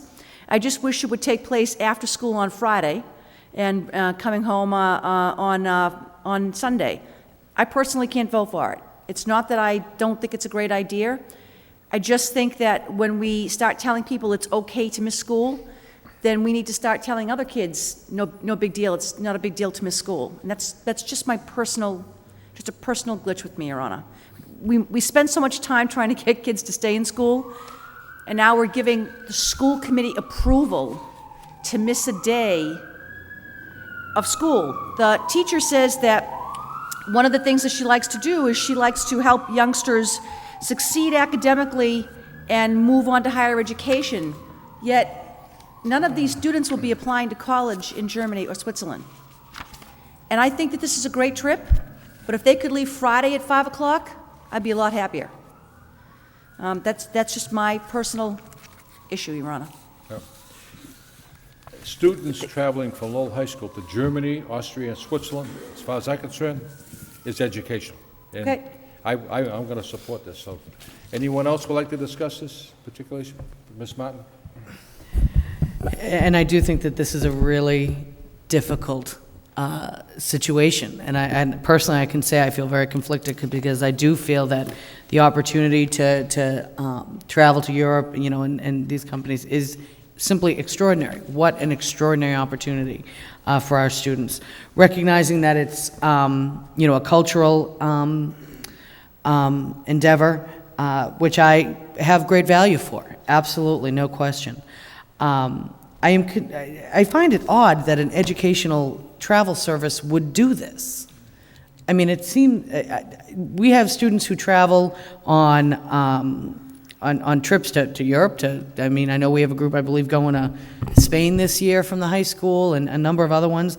I mean, professional travel for students is not a new thing, and it's recognized that students cannot be out of school for these things. There's a reason that this is scheduled for February vacation. That's not by happenstance. That's because this company knew that the children are available that week. So I find it odd that they would make that choice in the first place. I have to say, I certainly can understand both sides of this issue, but at the end of the day, I really do have to support my colleague, Ms. Fattacante, and say that I think that this is a choice that individual parents can make. But I would not feel comfortable as a member of the school committee approving of a day, missing a day of school. Any other discussion? Ms. Doherty? Thank you, Your Honor. I'd just like to say I am a strong proponent of attending school, of having our kids go to school. I am also aware that our students miss school and classes for band activities, for sports activities, for a number of activities. I can think of one that hit home personally for me. Last year, the freshman class took a trip to Canada. I thought it was going to be, they were leaving on a Friday. I thought it was over February vacation. Come to find out, Friday was a school day. So after I had already approved the trip, sent in my check, I had to, as a parent, approve my son missing a Friday to go to Quebec. Again, the argument can be made that is educational. I agree that it is educational, and it broadens our students' horizons in a way that is very impactful for their lives, and I came to terms with that in my own personal experience. I guess when I look at this situation, I think that for consistency purposes, we should let these kids go, and I'm going to be in favor of this trip. Thank you. Any other discussion? Mr. Leahy? Thank you. I agree with everything that's been said. My issue is the consistency, and that's what I have a problem with. I just think that sometimes other requests are made to the high school and not granted. I agree that this is an educational trip. I agree that we shouldn't be letting kids out to miss school, to go on trips. Each case is different in my mind, and I'm going to vote for it, but I just think that we need to be consistent and have a consistent message at the high school. Thank you. Ms. Fattacani? Your Honor, maybe the consistent message is that no request can come before us if it includes a school day that isn't educationally related. They're spending the day Friday, they're leaving Thursday night. They could leave Friday night, but they're not. And as Ms. Martin said, this is a company that specializes in, quote, educational touring. They themselves should know that children don't just take off and go to school. I did the same thing when I was in high school. I left Friday at 9 p.m. I didn't miss any school, Your Honor. That's maybe that needs to be the consistency, that we will not entertain these kinds of motions if they are not, if they miss school days and don't have a strict educational purpose. If you're going to bring some kids to a competition, that's an educational purpose. That completely represents the high school. That's different than this. They're not representing Lowell High School. They're not even representing the crew team. They're going to spend 1 hour in a boathouse because it's a historic artifact, and I truly respect that. But please don't tell me it is an educational trip that will enable these children to go to college, because that's not going to happen here.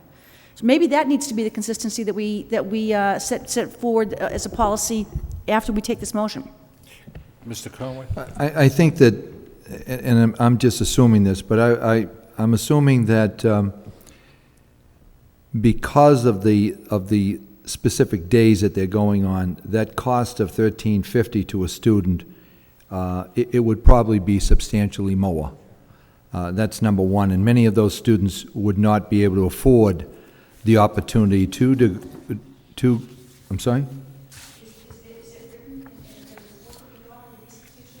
Well, I think that it's pretty well known that during vacation week, it's more expensive. I mean, I know that a lot of people, what they try to do is go before vacation week, a couple of days before, a couple of days after, because it's cheaper for the airfare.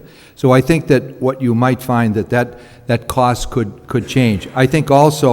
I think that the fact of going to Germany and Austria and Switzerland or any other foreign country, I think, is educational. There's no doubt about that. I mean, I wish I had the opportunity when I was younger to be able to go to countries like this during my high school time. But I think also what you want to add too, and I agree with my colleagues about the time out of school, but I think if you take a look at some of our kids or not some of them, many of our kids that are involved with various clubs or sports or activities, I think that you'll find that that their attendance rate is excellent. And I think to be out a day or 2 days for a particular situation like this, I think it's extremely advantageous to their education. So I would be in favor of it. Thank you. Just before I ask for a roll call, I just want to stress to the viewing audience that this trip will be paid by the students, not the school department. And what is the difference between this and having a class traveling to the Museum of Science a good part of the day? And yes, that's educational, the Museum of Science. But this is going to be educational too, meeting other people from a foreign country, speaking a different language, and it's going to be education. And I think and there's no doubt in my mind, these Lowell High School upper-class crewmen, they're going to go to college and be probably rowing on the Charles River for some other top-notch college. So I was at a testimonial for Lowell Catholic High School with Shayla Donahue, was not a gold medalist, a silver medalist, and they practice on the Merrimack River to obtain that goal. So I'm going to support this. So any other questions or debates? Roll call, Madam Clerk. Okay, I need a first and a second to approve it. Motion to approve by Mr. Leahy, seconded by Mr. Conway. And is this just number one, or is it 1 through 4? Just one. Just number one, okay. Ms. Martin? No. Mayor Caulfield? Yes. Mr. Conway? Yes. Ms. Doherty? Yes. Ms. Fattacante? No. Mr. Leahy? Yes. Mr. Leary? Yes. 5 yeas, 2 nays, passes. Madam Superintendent, the Stockholder teacher, Kelly Carter. Well, I'll make a we have- motion, Your I'm Honor, sorry. to take the rest in their entirety. Okay. Take the rest of the... Yeah, these are all staff members. Request by Ms. Fattacani, second by Ms. Doherty. Why don't we take a roll call on that, so we'll be covered Okay, with the blanket roll call on the entire request, conference request, Madam Clerk. Ms. Martin? Yes. Mayor Caulfield? Yes. Mr. Conway? Yes. Ms. Doherty? Yes. Ms. Fattacante? yes? Mr. Leahy? Yes. Mr. Leary? Yes. 7 yeas, approved. Communications? Your Honor, I do have just one bit of point of personal privilege. We need to thank the Lowell Police Department. They did absolute yeoman's work yesterday during Election Day. The Chief of Police actually put on an extra officer, Ken LaValle actually put on an extra officer outside all of our precincts that actually were voting precincts at schools. So we had an extra officer in the exterior outside to make sure that voters knew where to drive, they knew where to park, that they were not coming in contact with youngsters, and obviously, Your Honor, we had the officer inside the building. They did yeoman's work for us yesterday, and we really probably should send them a letter of thanks, telling them how much we appreciated how they really stepped up to the plate for us yesterday. I'll Thank have you. my office send that thank you and That would be great, Your Honor. indicate your appreciation. Please, thank you. Yes. Ms. Doherty? Yes, Your Honor, you'll see under communications, the Mass Association of School Committees resolutions, and everyone should have got a 2-page packet. Actually, it's 3 pages. As my colleagues know, I will be representing them as their delegate at the Mass Association of School Committees Convention on November 19th, which is the next time this committee meets, so I won't be here. The MASC has 4 resolutions that we'll be voting on that day. I plan to vote in favor of those resolutions unless my colleagues express some concern otherwise. But what I wanted to bring to your particular attention tonight, and I'll go quickly, I know it's late, I would like to present an amendment to one of the resolutions from the Lowell School Committee.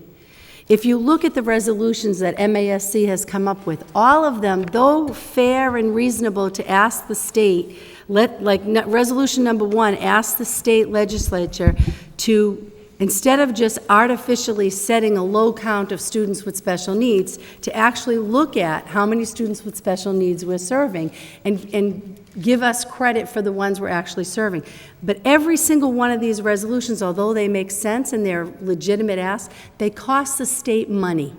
And as we all know, Fiscal times are going to be very tough for all of our schools in the state of Massachusetts and probably across You the want to country. amend resolution number 1? Yeah, I want to bring in our own, we can't bring in a brand-new resolution, so I want to add to resolution number 2 an amendment from the Lowell School Committee that asks the state legislature for something that will actually save schools money.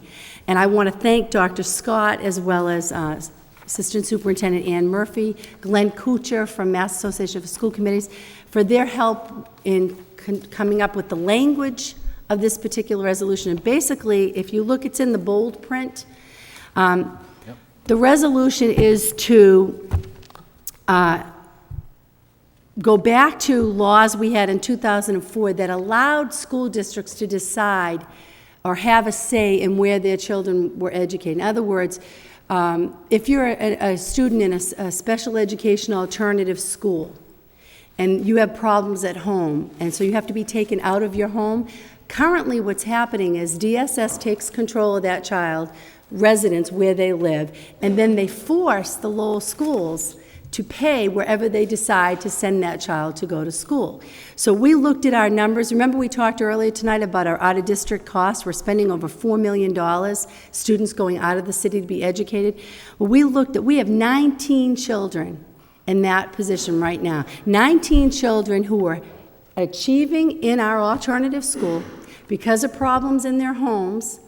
They had to be pulled out of their home, and then DSS said to us, you're still responsible for paying to educate that child, but now you're going to have to send them out of district. They decide, and we have no recourse. And part of my concern with this, not only would it save us right now almost $500,000 if we could implement it today, but I don't think it best serves the needs of our students. I mean, students who have classmates they're friends with, teachers they know, not only are they uprooted from their homes, but then they have to be uprooted from their schools too, and we're set to pay the bill. We have no recourse. So if you look at the bold print, my request to this committee is that we vote to ask MASC to urge the repeal of regulations and advisories of the Department of Elementary and Secondary Education that allow external agencies to impose student assignments to private special education programs with the burden of their related costs put upon the school districts. And so that is my motion tonight. That's the amendment to... Yes, to Resolution 2. So when I go before MASC, I'm going to say the Lowell School Committee would like to add this amendment, and it would save districts across the state money. And where would that amended motion go? It would be on Resolution number 2, which has But to... who would you forward this to? Oh, it goes before all the delegates, the school committee delegates that are going to be Then voting it would at the eventually go convention. before the legislature. Eventually, it would come under the umbrella of the Mass Association of School Committee advocacy agenda to the state legislature to ask them to. Again, we're looking at tight fiscal times. We all have to tighten our belts, do the job more efficiently. This is a way to save us money, and I believe provide a better education And the for those students would benefit by it That's as the well. key part of it for me, that we're doing both. Okay. So I would Any- make that in the form of a Any motion. discussion on this particular amendment to the... I think I need a second. this- yes. If Ms. Doherty's making a motion, I'll second it. Okay. A motion by Ms. Doherty, seconded by Ms. Fattacani, to amend the proposed amendment of Resolution 2, Special Education Student Assignments. Is that so, Ms. Doherty? Yes. Okay. Any questions, any debate? Roll call. Ms. Martin? Yes. Mayor Caulfield? Yes. Mr. Conway? Yes. Ms. Doherty? Yes. Ms. Fattacante? Yes, Mr. Leahy? Yes. Mr. Leary? Yes. 7 yeas, approved. I believe that, yes, Ms. Fattacani. I don't know if I can give Ms. Doherty approval to miss a school day. It's going to be educational. All right. As a delegate, I wasn't even here. Just briefly, before we adjourn, tomorrow morning at the Doubletree Hotel will be the annual Salvation Army breakfast, and it starts at 7. I hope many of you can make it. This year, more than any other year, the Salvation Army will be out ringing the bell. I'll be one of them, but if anyone would like to ring the bell, with me at Wood Street, at the Demoulas Markets, please feel free to do so. It gets a little chilly, but you get warmed up real quickly. But this year more than ever, people are in need, desperate need, and the Salvation Army is going to need all the help that they can get. So with that said, I thank you for a long, extended meeting, and it was a good meeting. And with that said, motion to adjourn by Ms. Doherty, seconded by Ms. Fatick. Thank you. Aye.